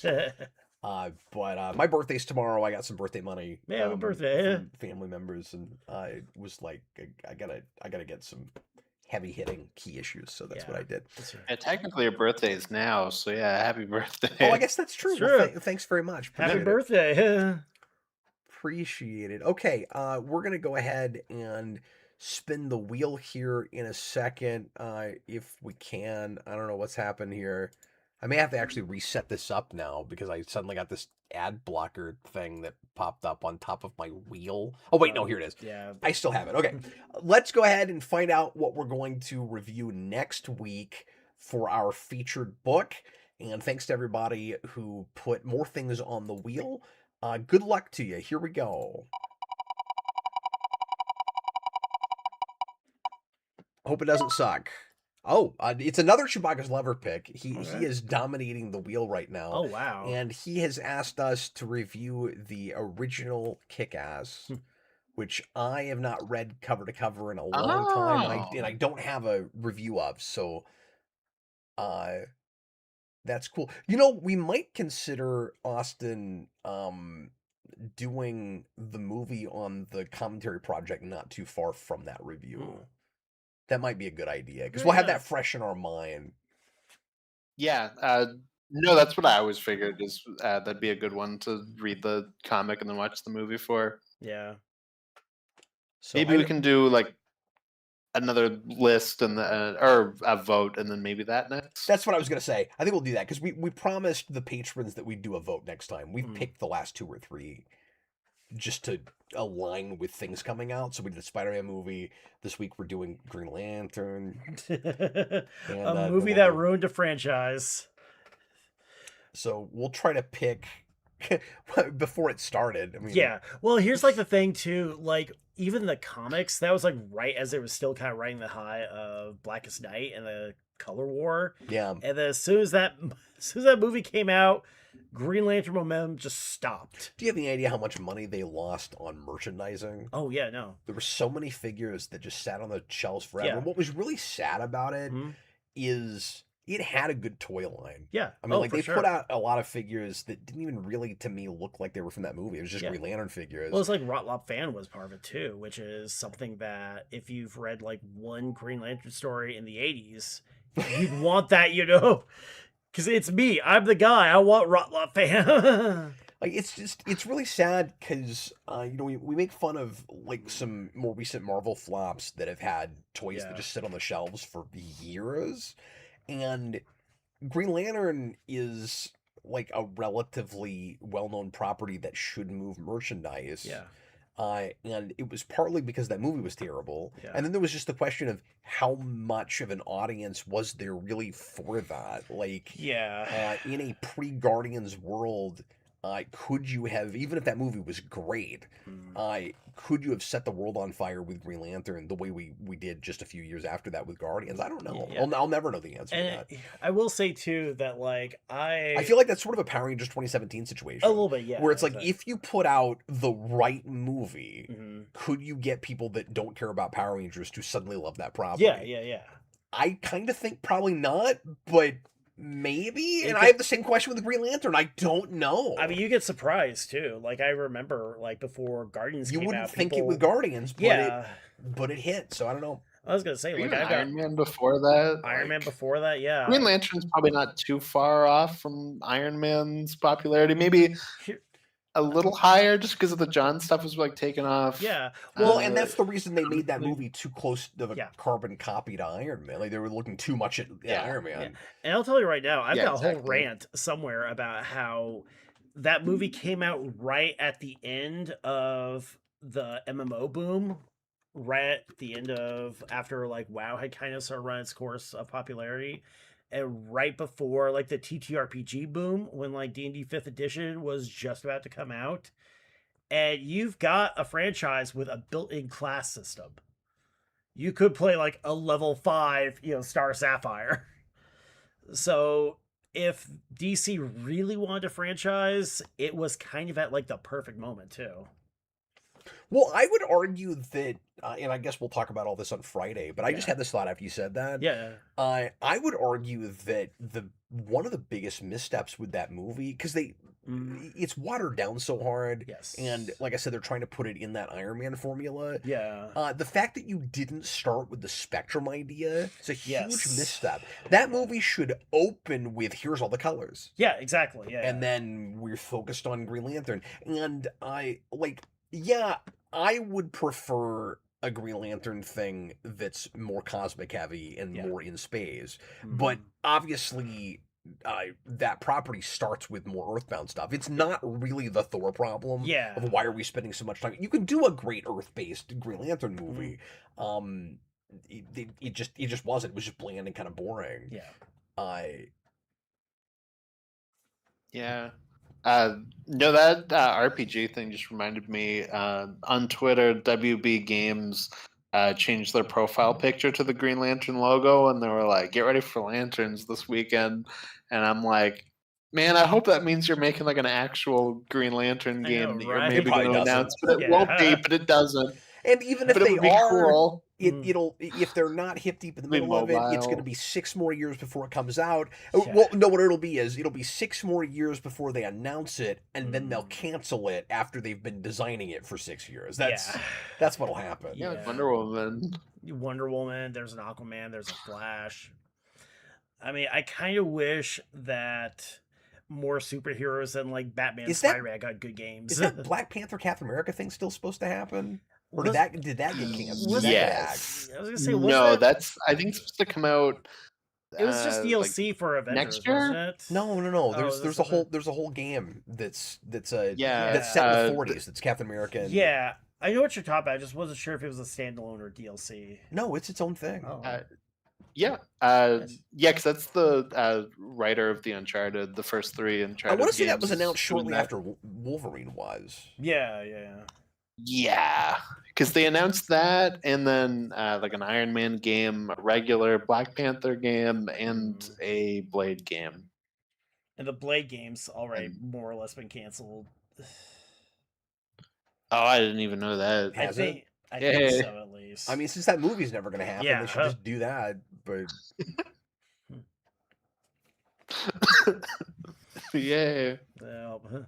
Anyway, well, I think that's going to do it for us tonight. Thanks, everybody, for watching. Hope you enjoyed the show. I think we did everything, right? I think so, we got all of our segments in. I think we got everything. We spun the wheel. We spun the wheel. We spun the wheel. So next week, we're reviewing Kick-Ass, and we had a cover of the week that's not $20.99. What was it? What came up? It was Cable. It was what if Cable killed the X-Men? It was the question that Austin has been asking himself since he came out of the womb. What if Cable destroyed the X-Men. And you know what's sad? Hmm? We will read that and not have the full answer. Mm. Because we're only going to read half of that story. So we're not even going to really know what would happen. We'll just see the setup for it. Yeah. We all know what's going to happen. He will destroy them. We don't know. Cable kills the Marvel Universe. Yes. Well, the X-Men. One Starting little with corner of it. Cyclops, and then it immediately ends. Yeah. But I guess next week will be the first precedent of because Kick-Ass is a maxi, so I guess we'll be more so just doing that. Oh, how long is it? I thought it Um, was shorter than that. But it was 10 like or- 6 issues. Yeah, I did too. I want to say it's 10 or 12, but I could be wrong. Is it? I'm going to look this up real quick before we end. Because I know it's like. I thought it was like 6, and then they did like a If couple it's sequels. 6, I think it's oversized. Maybe it's. I may need time to go figure this out. How long was this? It is 8. Okay, yeah. So it's not crazy long. No, yeah, I it's- think we should still be able to Okay. have a normal show next week. Yeah. If you guys Okay. get into that and it's taken too long, let me know and we'll truncate the show a bit. Well, I've read Kick-Ass like a million times, so that shouldn't be too hard for me to breeze through. I don't remember those being like real lengthy. I mean like being real long reads. I don't think it's like crazy wordy. Yeah, I or don't anything. think so. Yeah. Does that book even have internal monologue? I can't remember. Yes. Yes, it does, because I remember there's a whole bit where he talks about how he got beat up and injured and had to get, plates in his head. He's like, Dad could barely afford the surgery, but he still paid for it because he loves me. It's like, okay, that did get me a little.